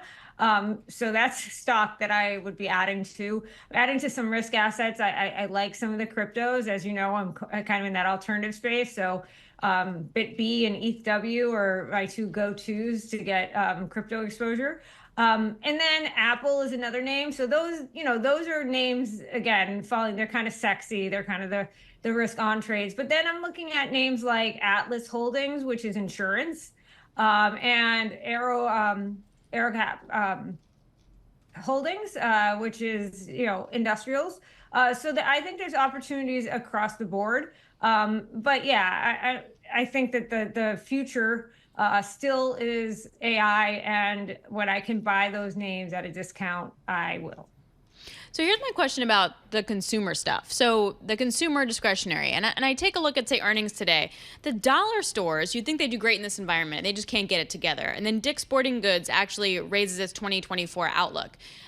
Are these names that are interesting to you, or do you need some more clarity on the consumer and the economy to care at all about these guys? So it's really interesting because the guys who are doing the best in consumer seem to be those middle market guys, right? Like the not really high end and not the lower end, which is unusual. You normally in economic cycles see, one of the two parts of the barbell are leading. It's either going to be the really high end stuff, or, as we go into recessionaries and the economy slows down, you see kind of the lower end stuff. But it's kind of the stuff in the middle that's doing okay right now, which I think is quite interesting. If I'm going to look at anything, I'm going to be focused more on the lower end. It's more defensive to me. If we do see economic slowdown, people tend to go down market in their spending. And so that tends to benefit like the Dollar Generals and the Walmarts of the world. So if I'm going to look anywhere, it's going to be there, but I'm going to be very careful about the valuations there because I think overall consumer discretionary is a little stretched. It's done really well throughout. And subsequently, it's not a place that I'm spending a ton of time. I think there's better opportunities value-wise elsewhere in the market. Shana, just on the alternative side here, I'd love to get your thoughts on the private credit business. It's been such an amazing business to watch develop really over the last, 12 years or so coming out of the great financial crisis. How do you guys think about that? How do you get exposure to that? So it's interesting because with interval funds, you can get access to private credit, the average investor, and there's private credit funds that are coming out all the time in the interval space. There's 200 plus interval funds, which are semi-liquid products that are regulated under the 40 Act. So the average individual can gain access, but they're not super liquid, and they give access to private credit for investors. We tend to use more of the private fund strategies, LP strategies that have an accredited investor hurdle. We just think there's more opportunity there. And I can only tell you what like the managers we work with say. So say a Pender Capital, which is real estate, private debt, or a Meriwether Group, which is lower to middle market direct lending. And what we're hearing from them is that demand remains extremely high for these non-bank lenders because access to capital remains difficult for small business, small and mid-size businesses. So they're seeing a lot of demand. And when you have a lot of demand, the interest rate environment doesn't matter because you can kind of set your price. And so we're seeing that in private credit. I do think in private credit, what you need to be is very particular about where you're playing. There are areas of private credit that I think are very overbought, particularly the upper tiers of direct lending, mezzanine, and some of these huge players that raise billions and billions of dollars. Where you see the most money flow tends to be the area where you lose the potential for alpha. And so looking at smaller boutique players and people who are playing down market are the places where we're seeing the most opportunity because those markets are most difficult for businesses to tap capital-wise. What do you make of the NFL approving private equity investments? Like, is that something you're into? Totally into it. So now you're speaking my language because I am a massive sports fan. I grew up in a household where... It's not my language, though, but I'm trying. Yeah.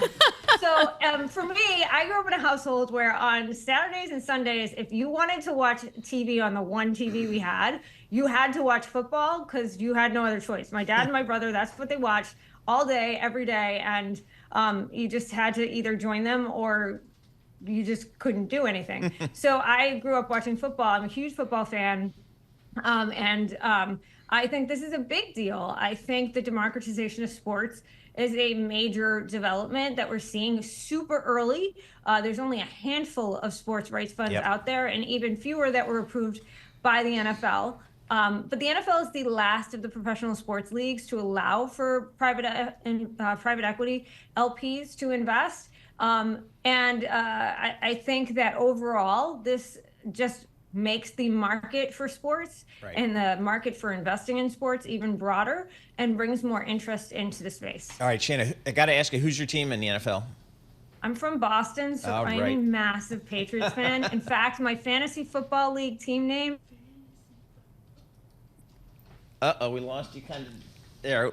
Okay. We hung there. We were waiting for it. My fantasy football team name is Just Add Mayo. Okay, very good. Shana, thank you so much. We appreciate it. Shana Sissel, CEO of Ban Ryan Capital there in Boston. And we want to welcome our listeners in New England on the all-new Bloomberg 92.9, Boston's #1 source for news on the FM dial. Bloomberg 92.9. With our news in New York City, here's Michael Barr. Thank you very much, Paul, Alex, and Lisa. Democrat Kamala Harris is getting ready to roll out another plank of her economic policy with a focus on small business startups. Bloomberg Government's Jonathan Tamari has more from Washington. She's talking about increasing deductions for startup costs for small businesses, raising the limit from $5,000 to $50,000. This is something a number of Democrats have talked about. It's something that sounds pretty popular when you talk about small businesses. Democrats have been very critical of large corporations, but this is their way of saying that they want to help smaller individuals or smaller businesses. Both Trump and Harris are trying to roll out what they say will help people deal with inflation and rising costs and boost the economy, which is always a central topic and is again this year. Bloomberg Government's John Tamari reports Harris will talk more about her latest proposals in a speech in New Hampshire this afternoon. Meanwhile, Republican vice presidential candidate J.D. Vance countered Harris's economic plan.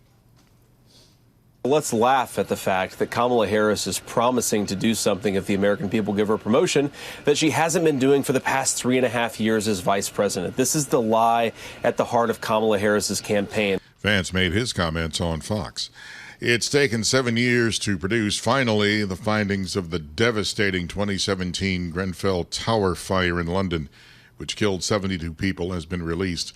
In the long-awaited report, the deadly high-rise fire was the result of decades of failure by successive governments and the failure of the construction industry to act on the dangers of flammable materials on such buildings.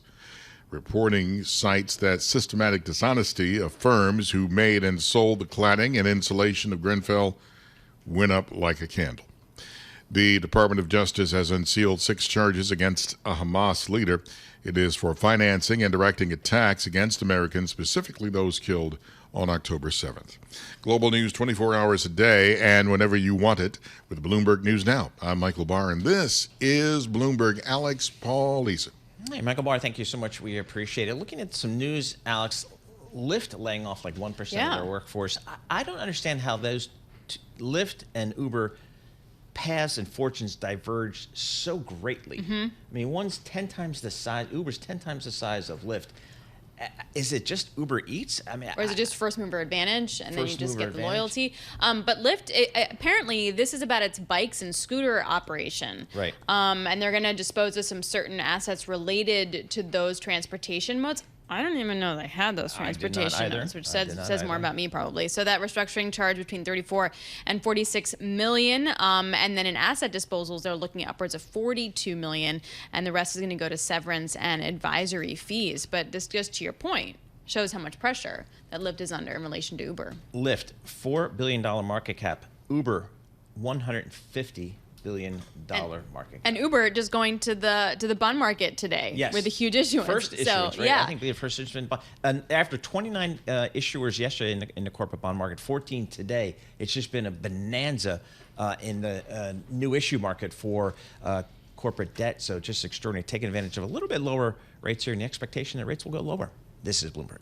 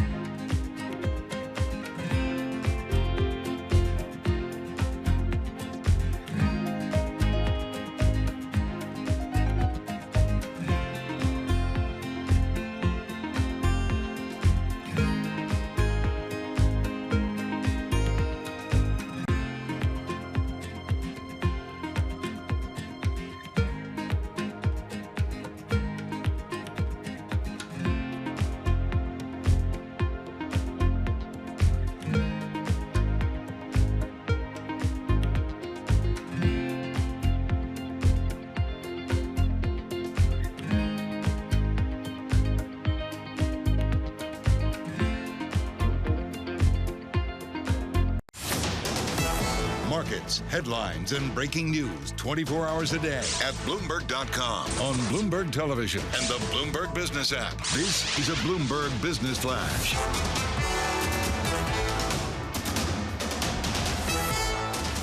From the Bloomberg Interactive Broker Studio, I'm Lisa Mateo. More economic data out this morning. The U.S. trade deficit had widened to a two-year high in July to $78.8 billion. That's thanks to a surge in imports of goods. Companies also making sure they have enough supplies ahead of a possible dock worker strike. So right now, let's get to the market reaction. We have NASDAQ futures still down about 0.5%, 101 points. Dow futures, little change, down about 35 points. S&P futures down 0.2%, or 14 points. We have the two-year yield, 3.85%. Down 1 basis point. The yield on the 10-year, 3.83%, and that is little change. Fears about the economic outlook also affecting crypto-related stocks. And this is after Bitcoin touched to a one-month low. It's now down about 2.5% at 56,000. You have Coinbase down nearly 1%. CleanSpark down more than 2%. Marathon Digital down 2%. Uber, you heard it. Yeah, it's kicked off its first bond sale as an investment-grade company. Sources are saying it's looking to sell the bonds in as many as 3 parts. Uber shares little change this morning. And Walmart, they're trying to attract sneakerheads. Yeah, it's teaming up with sneaker marketplace StockX. It's going to offer on its website everything from Nike Air Jordans to sneakers from New Balance and Asics at Walmart. Okay. That is your Bloomberg Business Flash. Paul and Alex. All right, Lisa Mateo, thank you so much. We appreciated the news you can use, right, Lisa? But are they also offering the sneakers with the stiletto heels? I don't think that's on there. Okay. Sneakers with stiletto Did we not talk about this We did before? not. Oh, yeah. No, I'm super thought they into were the it. Crocs. And I totally want them. Doesn't matter. Just sneakers with stiletto heels. Really? I'm all in on All right, this. Check that out. Very good. Lisa Mateo, thanks so much. We appreciate that. Bloomberg Surveillance today brought to you by Interactive Brokers Bond Marketplace. Access their vast selection of over 1 million global fixed income securities with no markups or built-in spreads and low transparent commissions. Learn more at ibkr.com/bonds. All right, my finance professor, Cam Harvey at Duke, he penned this paper about the inverted yield curve leading to recessions and all that kind of stuff. I don't know. We've had an inverted yield curve for like a couple of years now, it seems like. Although today, the 3.85%, the 10-year, 3.83%. So it's kind of uninverted or kind of flattened. I don't know what the bond geeks call it. I'll ask Lisa It's Bromwitz almost later. disinverted.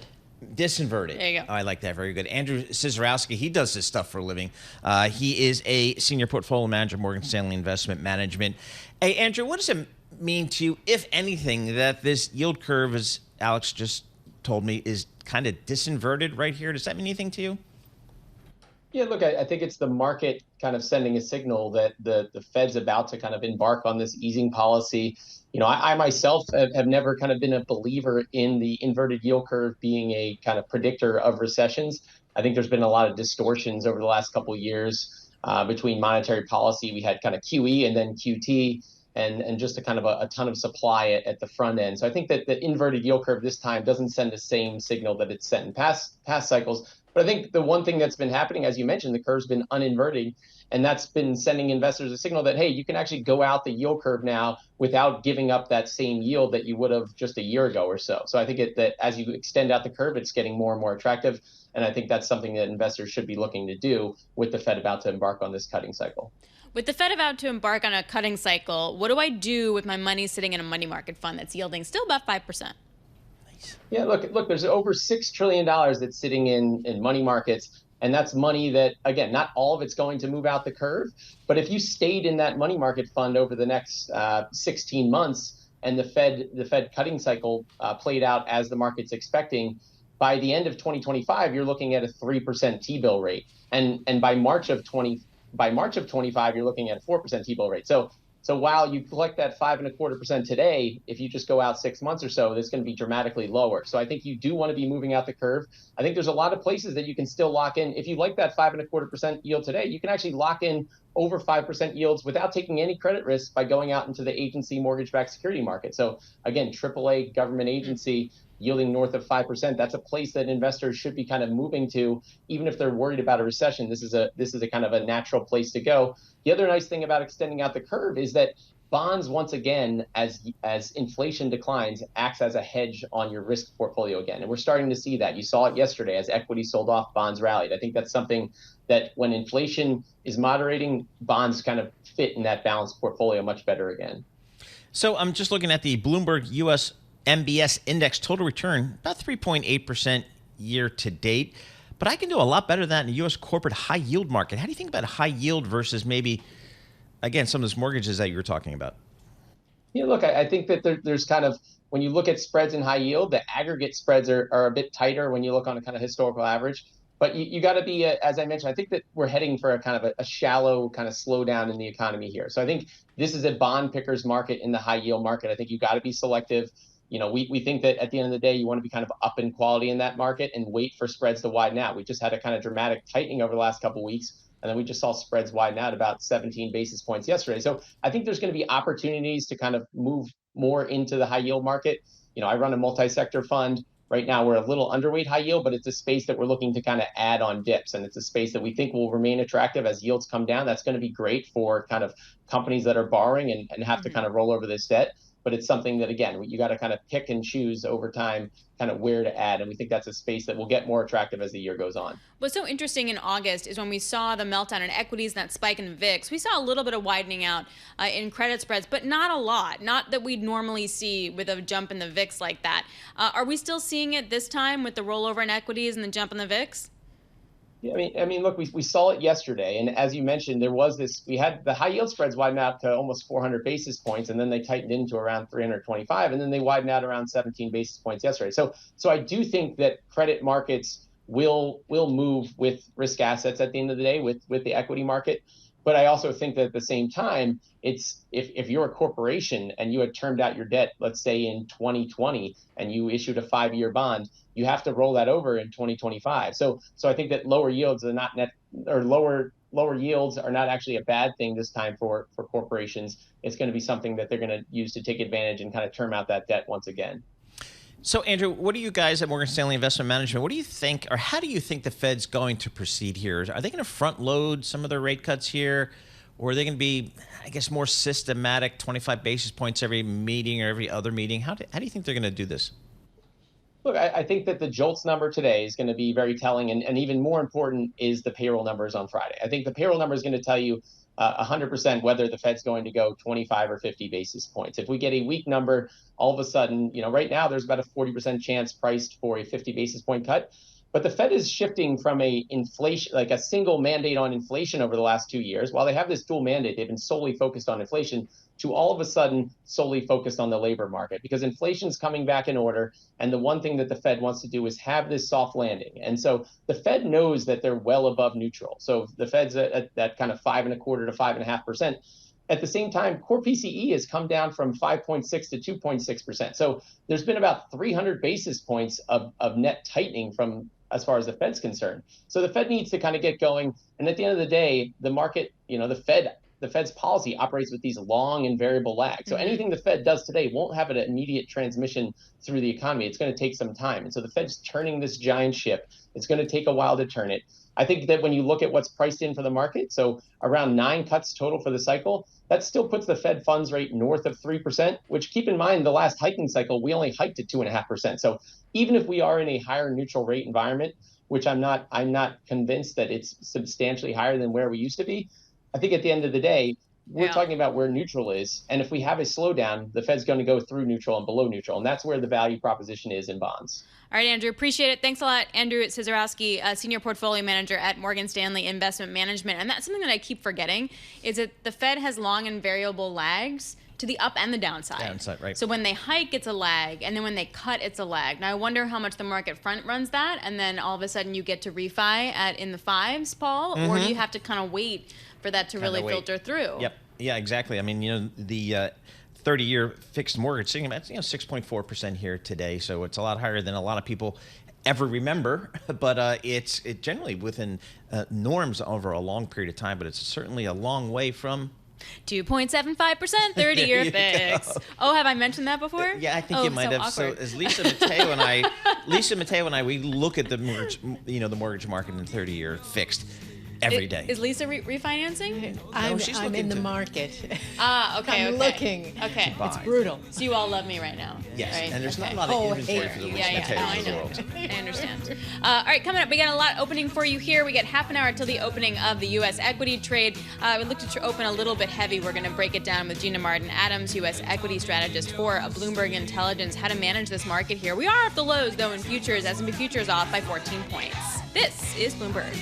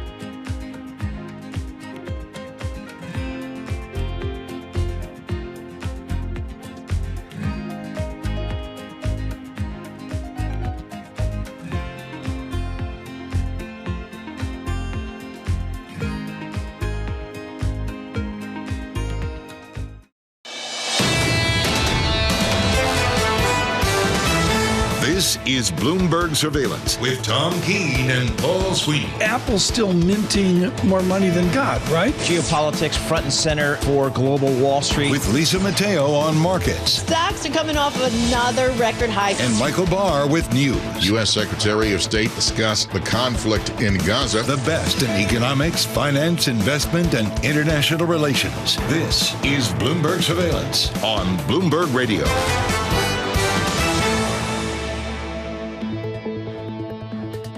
All right, coming up this hour, we're going to drive this conversation forward. We got a lot of smart people coming up. Gina Martin-Adams, she's stuck on a train somewhere, but I think we're going to remote in phone-wise with her because New Jersey Transit sometimes just doesn't have it all together. Doesn't deliver. One of those days today. You got a disabled train in Maplewood, New Jersey. These things happen. We'll check in with her. Danielle DiMartino Booth, QI Research. Callie Cox, she's at Ritholtz Wealth Management. And Andrea Auerbach, she is at Cambridge Associates. 4 strong guests for this 9 o'clock hour. We're going to finish it up strong. Futures looking negative here. S&P 500 off about 0.3%. NASDAQ off 0.5%. Right now, let's go to Lisa Mateo. Get a Bloomberg business specialist. You got it. And not the best kickoff for a new month for stocks here. The S&P 500, NASDAQ 100 saw their worst starts of September since 2015 and 2002, respectively. So before the bell, we'll check in with S&P futures. Now down 0.2%, 15 points. Dow futures down 0.1%, 47 points. NASDAQ futures down 0.5% or 95 points. Tech, the hardest hit. Nvidia racing $279 billion, a record one-day wipeout for a U.S. stock. And that's after sources say it was subpoenaed by the DOJ. We have shares down more than 1%. And that trickle-down effect felt in the chip sector Intel, who's also struggling with growing financial issues. They're down about 2% this morning. Chip equipment maker Applied Materials down nearly 1%. Same for Taiwan semiconductor manufacturing. Even the biggest tech companies looking to reshape the economy with AI, they're being hit hard too. Alphabet down about 0.2%. Microsoft down 0.5%. Same for Apple. Over to the bond market, the 2-year yield 3.85%. That's little change. The yield on the 10-year 3.83%, and that is little change. Commodities, have to point out WTI crude, it fell below $70 a barrel. It's now at $70.24 a barrel. Brent crude $73.62 a barrel. That is your Bloomberg Business Flash. Paul and Alex. All right, Lisa Mateo, thank you so much. We appreciate that. Alix Steel sitting in for Tom Keene. I'm Paul Sweeney. We're live here in our Bloomberg Interactive Broker Studio in New York City. We're also streaming live on YouTube. So head over to youtube.com and search Bloomberg Podcast here. All right, we've got 500 stocks in the S&P 500. Mm-hmm. I think that's how it works. Yep. 7 of them That's what they say. are in that magnificent 7.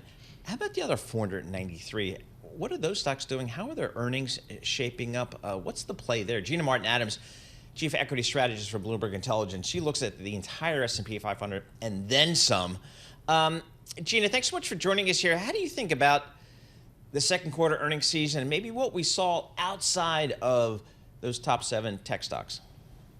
Yeah, it was an amazing season for the 493, as you characterize them, and the first great season for that group since very early 2022. So big sea change in earnings trends happened beneath the headline. Of course, the index at large pretty significantly beat broad expectations, but it really wasn't just the Mag 7. The 493 were expected to produce about 4% earnings growth in the second quarter. They ended up producing nearly 10% earnings growth. And their expectations going forward were very positive as well. Guidance was generally positive. Margins beat expectations. So kind of across the board, a much better season emerged for the 493, which is significantly different than the environment that we've been in for the last year, which was really just about the Mag 7. Which then begs the question, when you have sort of S&P futures, they're down by about 17 points, without the Mag 7 and without Nvidia, can the overall index continue to climb, even though the 493 stocks delivered on earnings? I think it's really tough, Alex. I mean, frankly, the 7 are so big. If the 7 are falling, even with the 493 rising, it's very difficult for the index to make new highs. A good example is in August, the 493 as a group actually made all-time new highs in terms of their price performance, but the S&P 500 sort of topped out right around its former peak. So it very much makes a difference what the Mag 7 do because they're so big. This doesn't, however, really change much for the portfolio manager because the portfolio manager on an active basis is paid to identify where you're going to have better trends emerging, right? So as long as they're not overly allocated to the 7, they can outperform the S&P 500 in an environment where the 7 are potentially underperforming. I think the likely scenario going forward is really that the 7 just stop driving everything. It doesn't, we don't have to see the 7 fall, for example. It would be somewhat unlikely for them to fall in an environment where earnings are still improving broadly for that group. As long as they stagnate, the 493 can continue rising and the index at large can rise in that kind of environment. But you're right. If the 7 are dropping, it's really tough for the index at large to make new highs. So, Gina, what's been kind of driving the earnings gains that we saw here in the second quarter? Has it been top-line revenue growth? Has it been margin improvement? A little bit of both? Yeah, it was a little bit of both. Top line did improve at a faster pace than analysts were forecasting by nearly 100 basis points, in fact, in terms of growth year over year. But margins across the board are improving. We actually saw our second consecutive quarter of margin improvement for the first time since early 2022 as well. Margins improved across most sectors with few exceptions. They improved for both an operating level as well as a net income margin level. So margins are certainly improving. Profitability trends are a big part of the earnings improvement, but that's not the only positive story. Revenue also is growing at a mid-single digit pace and slightly faster than analysts had anticipated.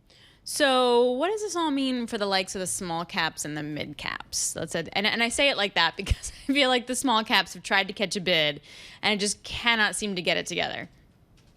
Yeah, it's a great question. Everything that I just cited for you is for the S&P 500. So it has very little to do with the small caps and the mid caps. I think that the situation in small and mid caps is a little bit more mixed. The largest of the large stocks, the most dominant companies, have improved faster. than the smaller cap companies have. There also are some pretty significant sector level differences. Small caps are much more dependent upon financials, for example, while large caps are more dependent upon tech in terms of market cap concentration.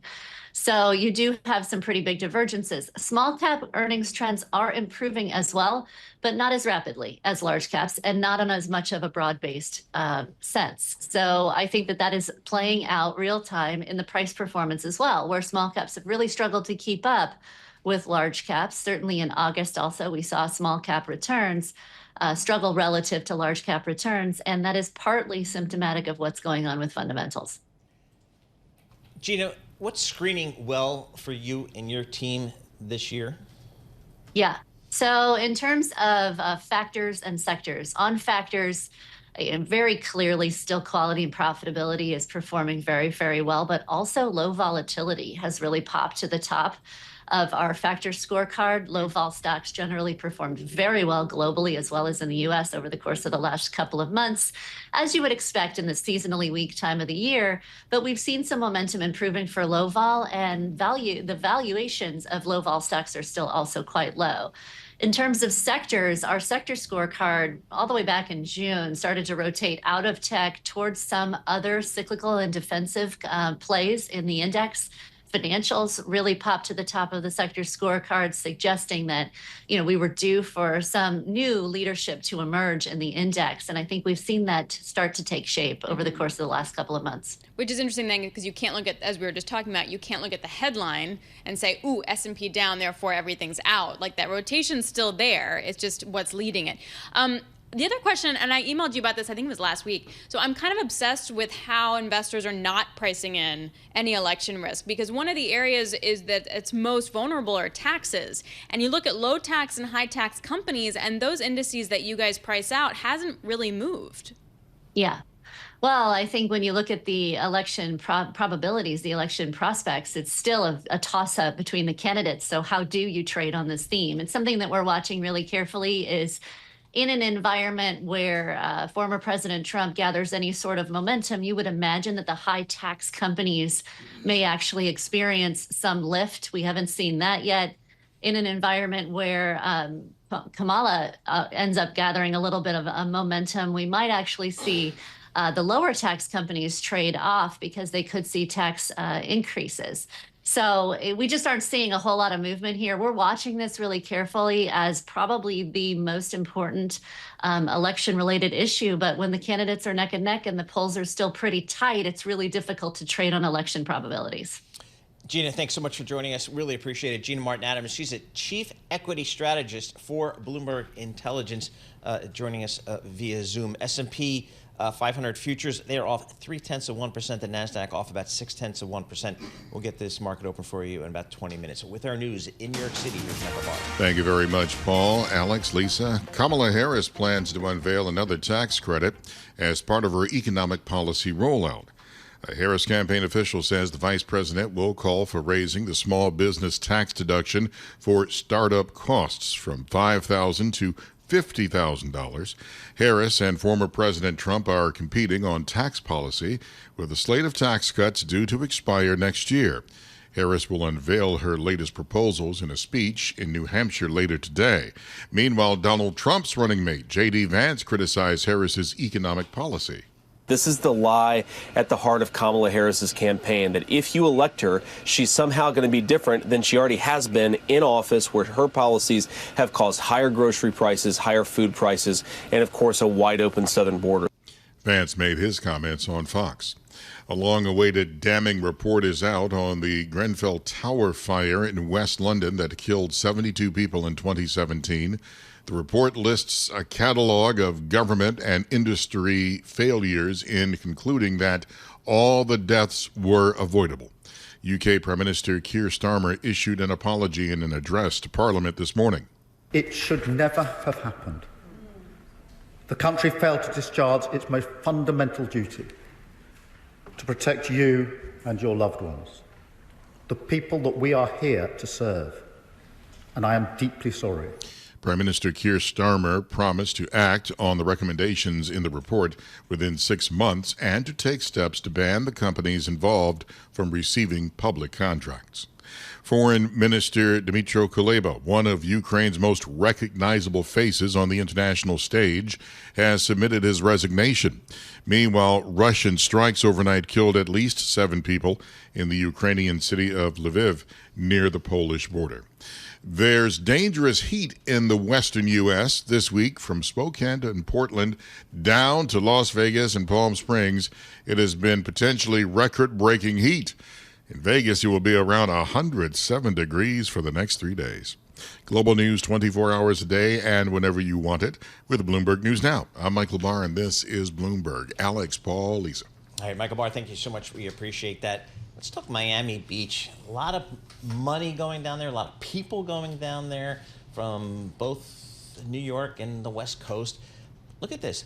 When Andreessen Horowitz opened an outpost in Miami Beach, the $43 billion venture capital giant bolstered the region's ambitions of becoming a tropical tech mecca. 2 years and a crypto meltdown later, that office has been quietly shuttered.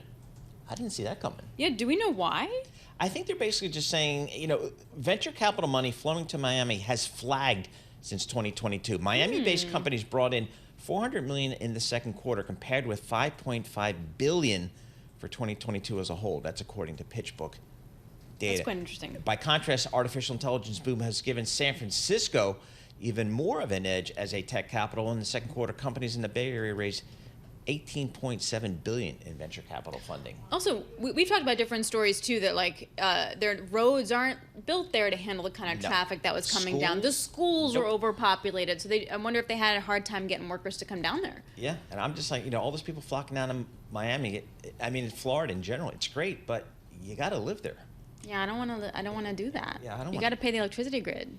You got to deal with hurricanes and storms. Well, San Francisco has problems too. This is Bloomberg.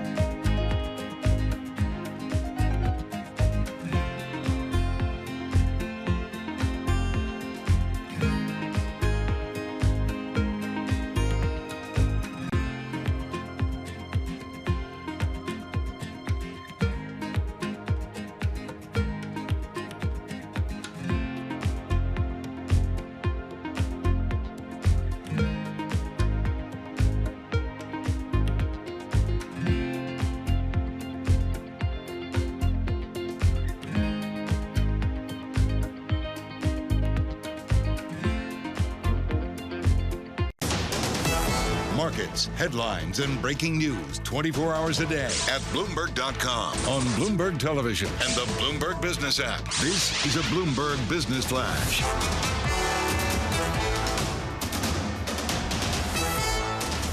the Bloomberg Interactive Broker Studio, I'm Lisa Mateo. Futures still in the red, and this is after more economic data. Renewed worries on Wall Street, yet yesterday's reading U.S. manufacturing activity, it showed the fifth monthly decline in a row. You had oil dropped more than 4%. Right now, we'll check in with WTI crude at $69.92 a barrel. We have Brent crude $73.31 a barrel. We head over to NASDAQ futures down 0.6%, 116 points. Dow futures down 0.1%, 58 points. S&P futures down 0.3% or 18 points. The two-year yield at 3.85%. That's down 1 basis point. The yield on the 10-year 3.83%, and that is little change. To currencies, pointing out Japanese yen up 0.3%, 144.99 against the dollar. We have the euro stronger and British pound stronger as well. The sell-off in Nvidia shares, it continues. The stock now down more than 1%. This is after they dropped 9.5% yesterday. Other companies making news, Volvo Cars, it scrapped its target to go fully electric by 2030, and that was due to changing market conditions, also changing customer demands. Shares down 5% in Germany. And then you have Volkswagen defending its plans to consider closing German factories. It says flagging sales. It left it with about 2 plants too many. That is your Bloomberg Business Flash. Paul and Alex. All right, Lisa Mateo, thank you so much. We appreciate that. Alix Steel sitting in for Tom Keene. I'm Paul Sweeney. We're live here in our Bloomberg Interactive Broker Studio. We're streaming live on YouTube as well. FED Go, Fed Go. It's everything you need to know about the Federal Reserve. Data, news, analytics, everything is right there. What I need is just the date for the next meeting, and that's September 18th. Is when we're going to hear from the Fed next. And the expectation is the Fed's going to cut rates. And the question really is by how much and kind of what kind of message do they try to convey to the marketplace. No one follows this stuff better than our next guest, Danielle DiMartino-Booth. She's the CEO and chief strategist at QI Research, former advisor at the Federal Reserve Bank of Dallas, so she knows a thing or two about our Federal Reserve. Danielle, what do you think, given all the economic data that you look at, which is a lot different than the data that other people look at, I think. You look at some really unique data sets. What is the data telling you about what the Fed should do come September 18th? So we've seen the number of small and medium business closures ramp up to a 5-month high in the month of August. We've seen back-to-back months where announced layoffs were north of 100,000. And that's according to Macro Edge, and they do a great job of job cuts of following job cuts on the Bloomberg terminal. So we've definitely seen an acceleration and amplification in the layoff cycle. I think, however, given what I just said, it all depends on what happens this Friday. We've only got 2 formal scheduled Fed speakers, both of which are Jerome Powell's top 2 lieutenants, John Williams, president of the New York Fed, vice chair of the Federal Open Market Committee, and Christopher Waller, his chief lieutenant. Those are the only 2 scheduled Fed speakers. They are Friday after non-farm payrolls hits. And then, of course, Friday we go into blackout ahead of the FOMC meeting, 2 meetings from today. Mm-hmm. I think that they tell us, broadcast, whether it's going to be 25 or 50 basis points. Okay, what do you think the jobs number is going to be for the over-under on that? Like, what do we need to see for a 50? What do we need to see for a 25? Well, I think you could easily have growth in the labor market, and that could skew the unemployment rate lower to 4.2% from 4.3%, and thereby guarantee a 25 basis point rate cut out of the gate. There are a lot of people who have indicated that, hey, you know, I'm trying to be an Uber driver. I'm trying to do anything that I can in the gig economy because my state will only pay me $295 a week, and that's not going to pay the bills. So Anna Wong at Bloomberg, she did some great work. Recipiency, the percentage of Americans collecting unemployment insurance is down to 25%. That's from 31% at the beginning of the year. So people who qualify to file an initial jobless claim, they're not doing it because they're putting pencil to paper, or they're using their calculator on their phone, and they're like, that's not gonna work for me. So I'm just going to join the gig economy, and we're seeing that in increased numbers. Danielle, we're starting to see, I pay attention to the mortgage rates out there. Alix does not, because she's got a low mortgage. What's the housing market telling you these days? The housing market's not telling me enough these days. You would think that we had gone from 7.90% on the 30 rate fixed at its peak in October of 2023 down to 6.4%, give or take, given this morning's release from the Mortgage Bankers Association, that weekly tell. You would think we would be seeing a lot more activity on the purchase side, and we're not. We are seeing a continued inventory build on the FHA side, the easiest mortgages that you can get your hands on in terms of credit standards. We're seeing double-digit plus delinquency rates there, but we're not seeing the kind of activity that you hoped would have been spurred by a 1.5 point decrease in the cost to borrow to buy a home. I would say ditto for car sales. Wards is on the Bloomberg Eco page today, and Wards has come out ahead of this number and said that they think we're going to see a disappointment on auto sales as well. Your second most sensitive to interest rates. Well, that's a great point, because I wonder how long the variable lag is on cuts to really filter through to the real economy. And that is the best point that you can bring up. A onesie, twosie, 25 basis point here, quarter percentage point cut here, there. Let's say there's 3 of them in 2024. Big whoop-de-doo. It's not going to make that big of a difference at all. We've already seen 150 basis points of declines in the 30-year fixed rate mortgage, and purchase activity is still pretty much at the lowest level since it was in 1991. So the market is telling you, Federal Reserve, if you want to make a big difference for us zombie corporations that need to refinance for the, 7 buildings that Moody's calculated in the last few months that have traded for at least $100 million in losses for a lot of corporate debt out there. They're all saying, you can give me small rate cuts, but they're not going to move the needle. We need to go back to the zero bound, and then you'll see some activity. If they were to go more aggressive on the rate cuts, would that be a negative for the market, suggesting that this economy really is in trouble or greater trouble than the market believes? And therein lies the irony, right? Yep. If the Fed becomes aggressive, the Princess Bride, rodents of unusually large size, if we start to see rate cuts of unusually large size, that's not a good sign either. And that just means that unlike the Bloomberg consensus, which is expecting to see a 4.2% unemployment rate, we instead see a repeat of what we have seen in prior cycles. Once you start to see more than 0.1% rise in your unemployment rate, it tends to take on a life of its own and go 0.3%, 0.4%. That's how history typically behaves. Of course, this time can be different. Yeah, it's always the best phrase. This time will be different. All right, Danielle, thanks a lot. Danielle DiMartino Booth, Chief Strategist at QI Research, joining us there. The rodents of unusual sizes. My husband doesn't like Princess Bride. Did I tell you about this? No. And I didn't know that when I married him. And that would have been. And that's a hard thing to kind of stomach at this point. I mean, Lisa feels me. She's. As you wish. I mean, how do you not like it? It's a thing. It's a thing for me now. I haven't seen it. What? Says Alix's really squeaky voice. Yes. How is that possible? I don't know. Do I need to go back and check it out? Yes. All right. This is not a question. This is when it's raining and you can't go to the beach. You go home and you watch it. You come back and report it. Okay, very good. I got a lot of work to do there. Yeah, you do. All right, in the meantime, looking at the markets here, we are looking at a lower open. The S&P futures are off by about 18 points. Dow Jones futures off by about 24.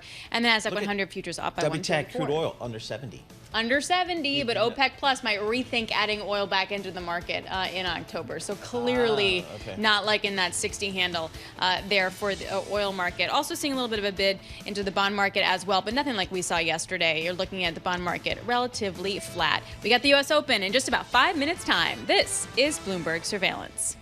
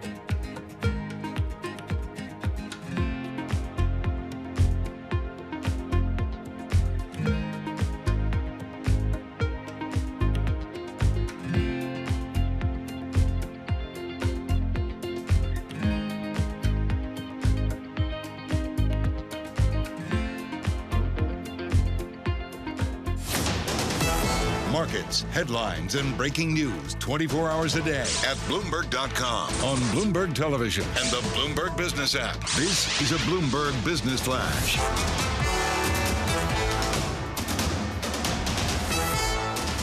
Bloomberg Interactive Broker Studio, I'm Lisa Mateo. Well, some more economic data for investors to look through this morning. U.S. trade deficit widened to a two-year high in July to $78.8 billion.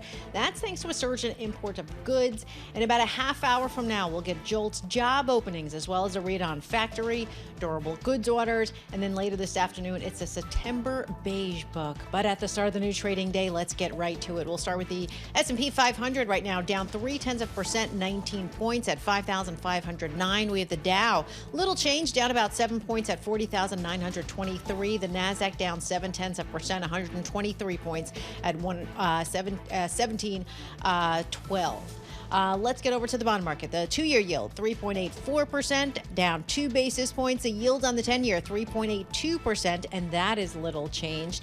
Want to head over to commodities right now. We have spot gold lower, $2,485 an ounce. Brent crude, $73.18 a barrel. WTI crude, $69.79 a barrel.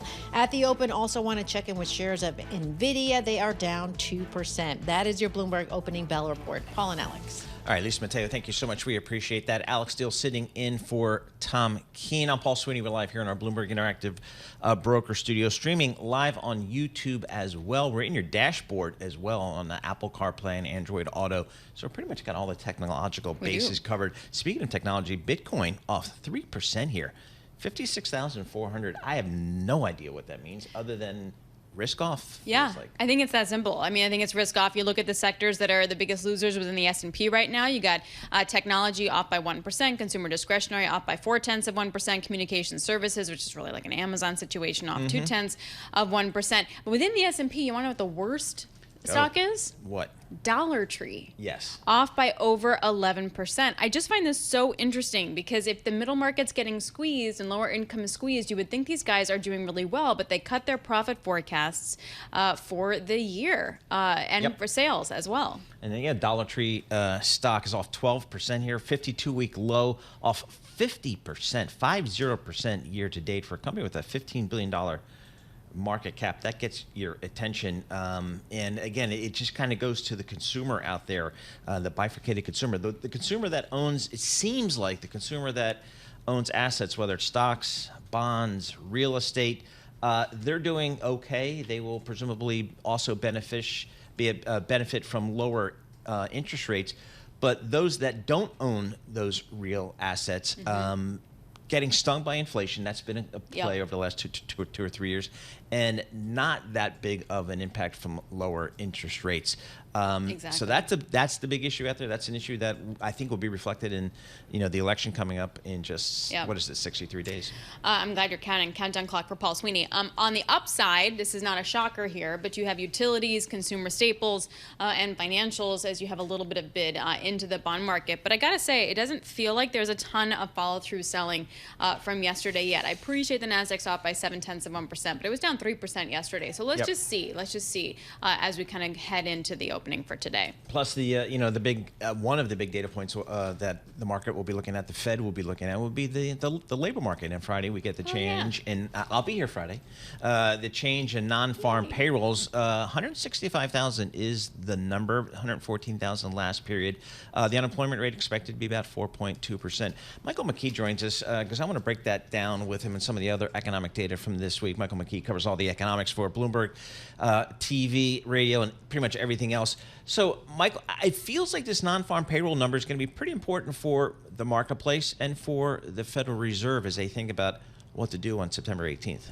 Yeah, it's going to be kind of the major thumb on the scale one way or another. They debate about 25 or 50 basis points in terms of a Fed rate cut on the 18th.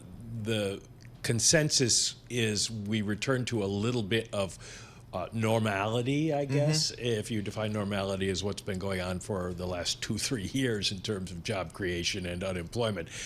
There's a feeling that maybe we saw some distortions in the July numbers that'll reverse in August. And if that's the case, then the Fed still has the evidence that the economy is doing well, and even though we may not need the rates we have now, we don't need an emergency cut, a big cut, and so gives them hope that they can go on 25, and that'll be the way the market thinks through this. Is it going to be a Rorschach test, though?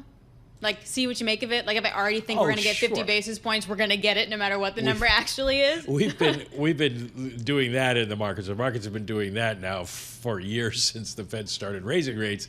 Did they do enough? And now cutting rates, are they doing enough? There are people who think that the economy is weakening rapidly and the Fed should be responding sooner and faster. So that debate's going to go on, but I think the majority of people will price in or retain a price for 25. Now, this will also partly lead into, as will CPI the following week, the question of how much do they do by the end of the year, which is a sort of distinction I really don't get because they have another meeting in January and in March. But we've seen 100 basis points priced in, which implies 50 at some point because there's only 3 meetings left. So does that change based on what we see? Just looking at the U.S. employees on non-farm payrolls, again, looking for, a positive number. It was 114,000 last month. It doesn't go negative very often. I mean, something's really got to be bad where you get a negative, kind of non-farm payroll number. It has to be a pandemic, or before that, it has to be the great financial crisis. Before that, it's, the early 80s. It doesn't happen very often. What's a reasonable number for the Fed? What do they like to see across the tape every month, do you think? Well, the idea of just having enough jobs created to absorb new entrants into the labor force is about 100,000. That's fluctuated over the years based on the size of the population and the labor force. But they would be satisfied with that. The markets would not, because, of course, it's the change that the markets watch. And stepping down that far would worry people that the economy is slowing too fast. If we go down slowly to that level, then the Fed and the markets would probably be fine with that, accepting it as the way things should be. But we've grown used to this idea of big gains every month and an unemployment rate below 5% for so long that it's become sort of normalized. Yeah.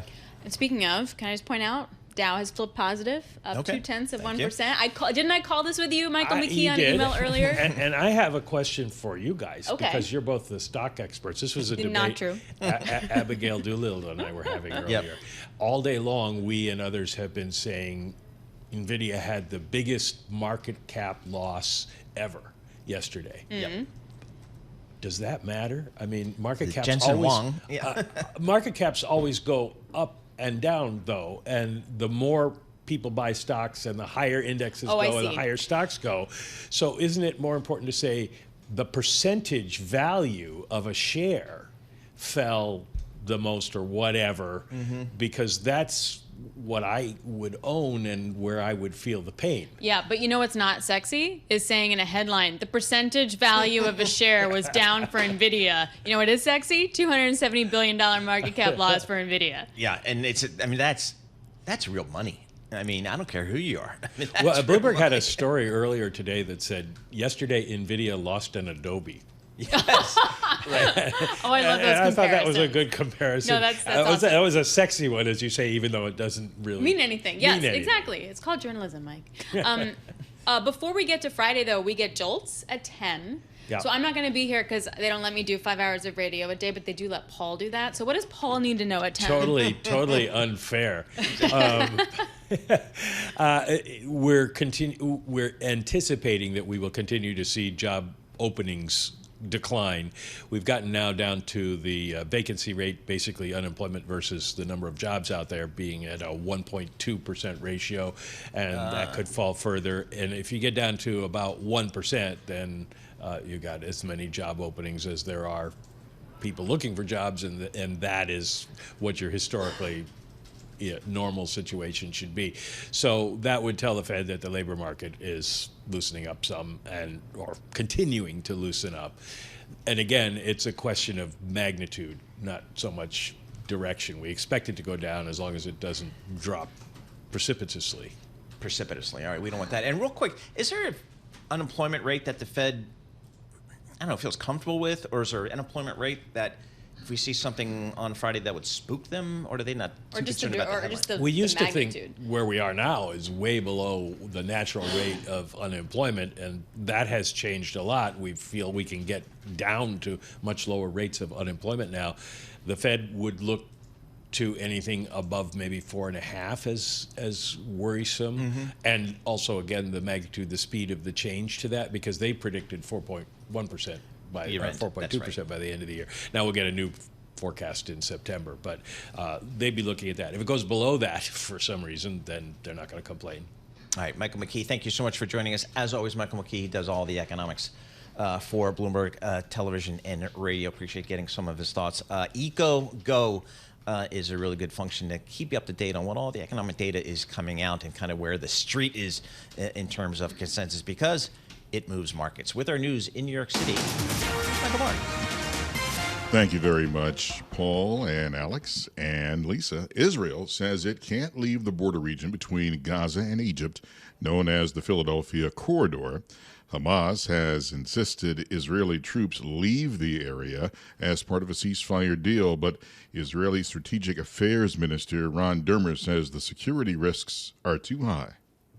The fact is, for the last 20 years, since Israel left in the disengagement, a move that was applauded by the whole world, we left that corridor called the Philadelphia Corridor. We left the border between Egypt and Gaza. We have not had a solution on the ground. I'm not questioning the intentions of the Egyptians. I'm questioning the results. And all of Israel saw it. October 7th could not have happened without that border being open. Israeli Minister for Strategic Affairs Ron Dermer spoke on Bloomberg Surveillance. With the presidential debate less than 1 week away, both candidates are working to get out their message. Donald Trump is focusing on the border. Vice President Kamala Harris is focusing on the economy with a stop today in New Hampshire. A long-awaited report is out on the Grenfell Tower fire in West London that killed 72 people in 2017.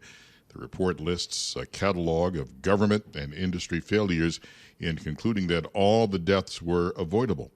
UK Prime Minister Keir Starmer issued an apology in an address to Parliament this morning. Mr. Speaker, today is a long-awaited day of truth, but it must now lead to a day of justice.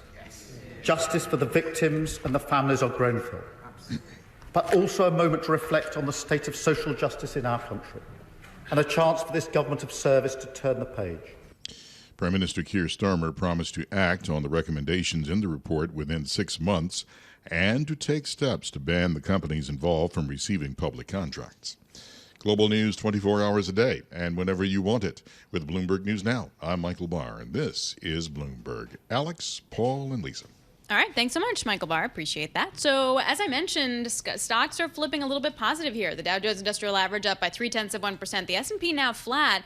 The Nasdaq down by 0.3%, and volume is also pretty strong. So I wonder if that buy the dip will be something that we will see as it plays throughout the day. Oh, it could be. I mean, I think the expectations, maybe the market certainly, you can always make that call here with the stock market up, S&P up, 17, 18%, then maybe it's gotten a little bit ahead of itself. But if you talk to the Gina Martin Adams of Bloomberg Intelligence, she kind of feels like the earnings have been there to support this move in the market. And the expectations remain pretty solid for earnings across the across the kind of the curve there. And so with a Fed that's about to begin cutting interest rates, one can make the call, a constructive call for higher markets here. So we'll have to see. But looking at the 10-year Treasury, the yield's coming in 3.81% on the 10-year. But I'm going to call that WTI crude oil below $70 a barrel. As someone who fills up the tank once a week, I like that. No, you like that. I don't know if the financial market's going to like that. Citi had a note out that said, look, we might be close to the bottom, but you won't really get a sustained, meaningful bounce unless OPEC Plus actually cuts more. Okay. Not add back in oil, but actually cuts more. And that's going to be a little dicey. I don't know. If weakness continues, you may wonder if that's true. Coming up, Andrea Auerbach is Global Head of Private Investments at Cambridge Associates. She'll be joining us. This is Bloomberg.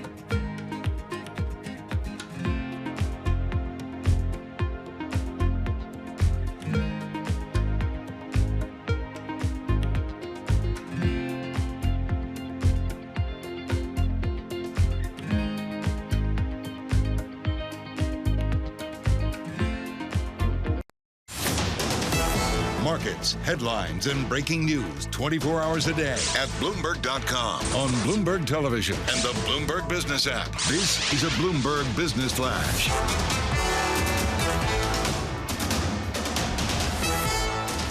The Bloomberg Interactive Broker Studio. I'm Lisa Mateo. We've got a change on the screen, a little bit of red and green, and this is as traders await fresh economic figures. We have JOLTS coming up in about just a few moments from now, coming up at 10 o'clock Wall Street time.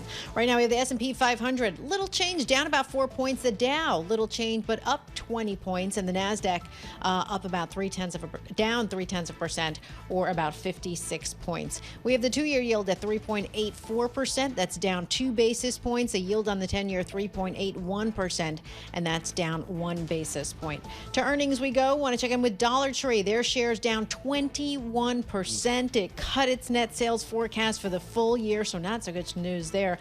Dick's Sporting Goods, they raised a full year forecast for sales and earnings, but shares down about 9%. And finally, Nordstrom, some news there. The Nordstrom family offered to buy Nordstrom $23 a share in cash, plans to take the retailer private for $3.8 billion. That's according to a filing, and its shares right now up about 2%. That is your Bloomberg Business Flash. Paul and Alex. All right, this is Mateo. Thank you so much. We appreciate that. Alix Steel sitting in for Tom Keene. I'm Paul Sweeney. We're here in our Bloomberg Interactive Broker Studio in Midtown Manhattan. Bank of Canada cuts key interest rate 25 basis points to 4.25%. That's matching estimates. So, here we go. This is kind of what you want to see around the world, with the exception of the Bank of Japan here, folks cutting rates here. Yeah. We're going to be down in Orlando next month, Commonwealth Financial. Mm-hmm. A couple of years ago when we were down there, I was surprised how many financial advisors wanted to talk about alternative investments, private equity, private credit, hedge funds. I'm like, really, your retail clients are interested in that? And they said, yeah, big time. And an allocation is much higher than I had thought. So let's talk about that a little bit. Andrea Auerbach joins us. She's global head of private investments at Cambridge Associates.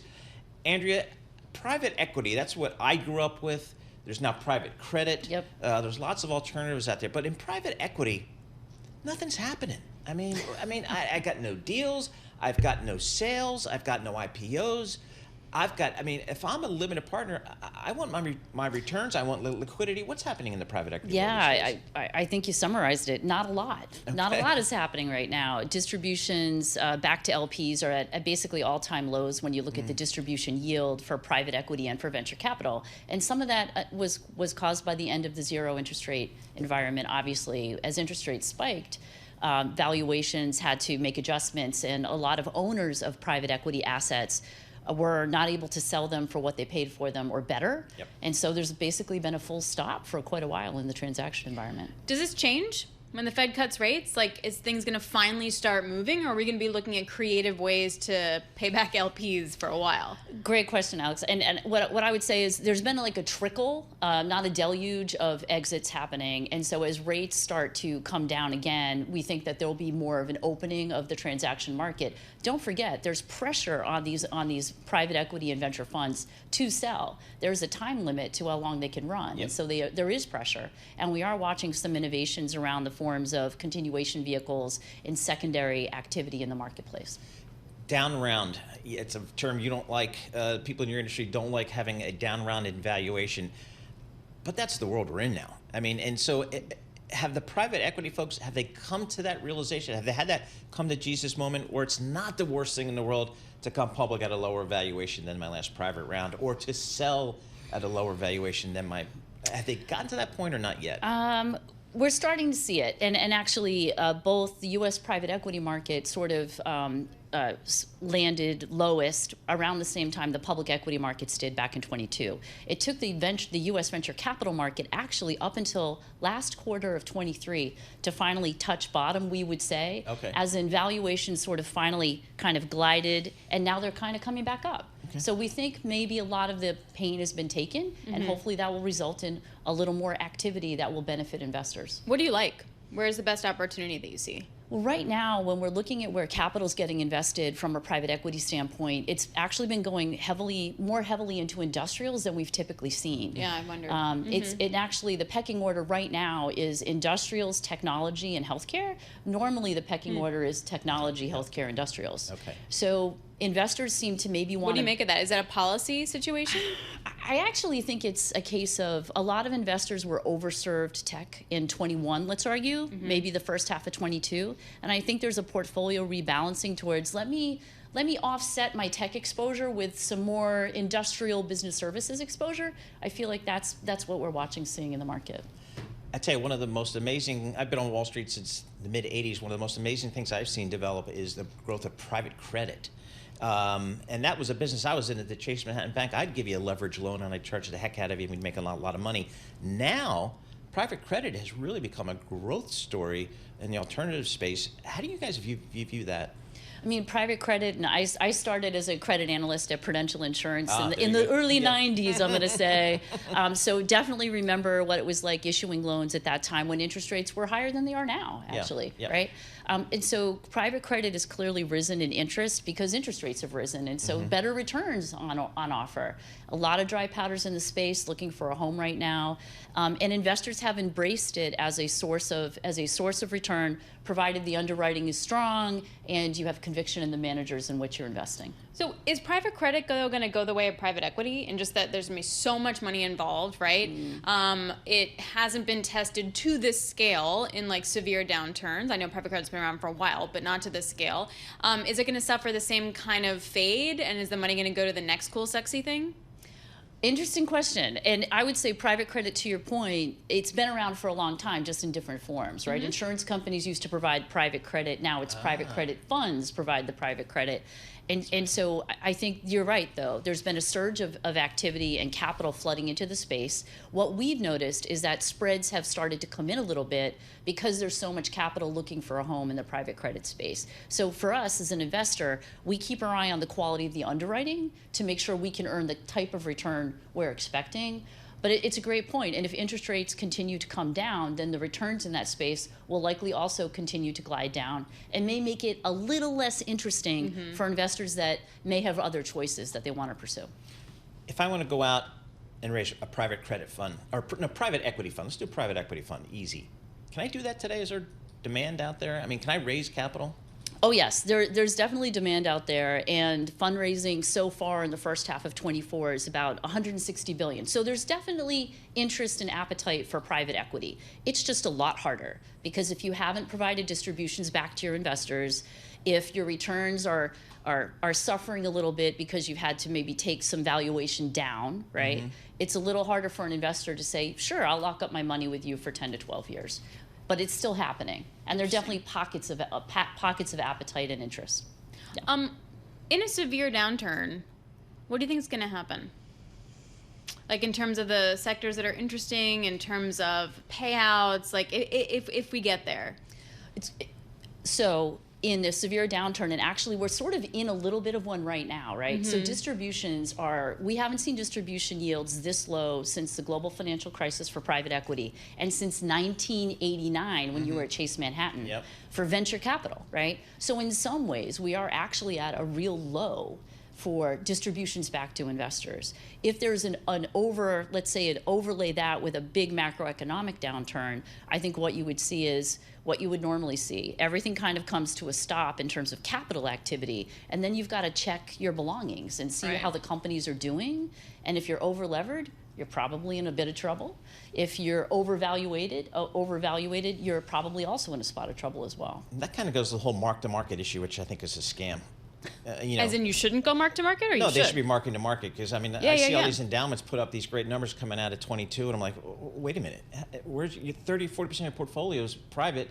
The market's down 30%. You're like, oh, it's okay, it's 10 years. It's going to be 10 years. I don't need to mark to market for 10 years. But then at some point, doesn't the 10 years stop? And then that's why you mark to market, to show the value of it. But anyway, it's a whole nother discussion. Andrea, I'll let you go now, but I won't hold you to that one. Andrea Auerbach, Global Head of Private Investments at Cambridge Associates. I mean, I was sitting there at the Duke board meeting. I'm like, wait a minute, you're 40% into private equity. We just were down 30% last year. You got no pain? I think it's an excellent point. But then everyone you talk to is like, some other guy is going to be feeling the pain. We have more years left in this. It's okay. We're going to be fine. It's 10 years. Oh, well, they were right, because next year everything came back, so it didn't really matter. So, all right, good stuff there. You're done. I am done. I have TV in the afternoon, so it's not like I'm going to go home and take a nap, but I'd love to do that. But I'm done for radio. I'll do TV in the afternoon, and you're going to stay for the next 2 hours. 4:10. 4:10. That's a fantastic strategy there on the program. Good stuff there. We're going to have more coming up. S&P 500 absolutely unched on the day. The Dow's up about 40 points. The Nasdaq's down 50. We'll have more coming up. This is Bloomberg.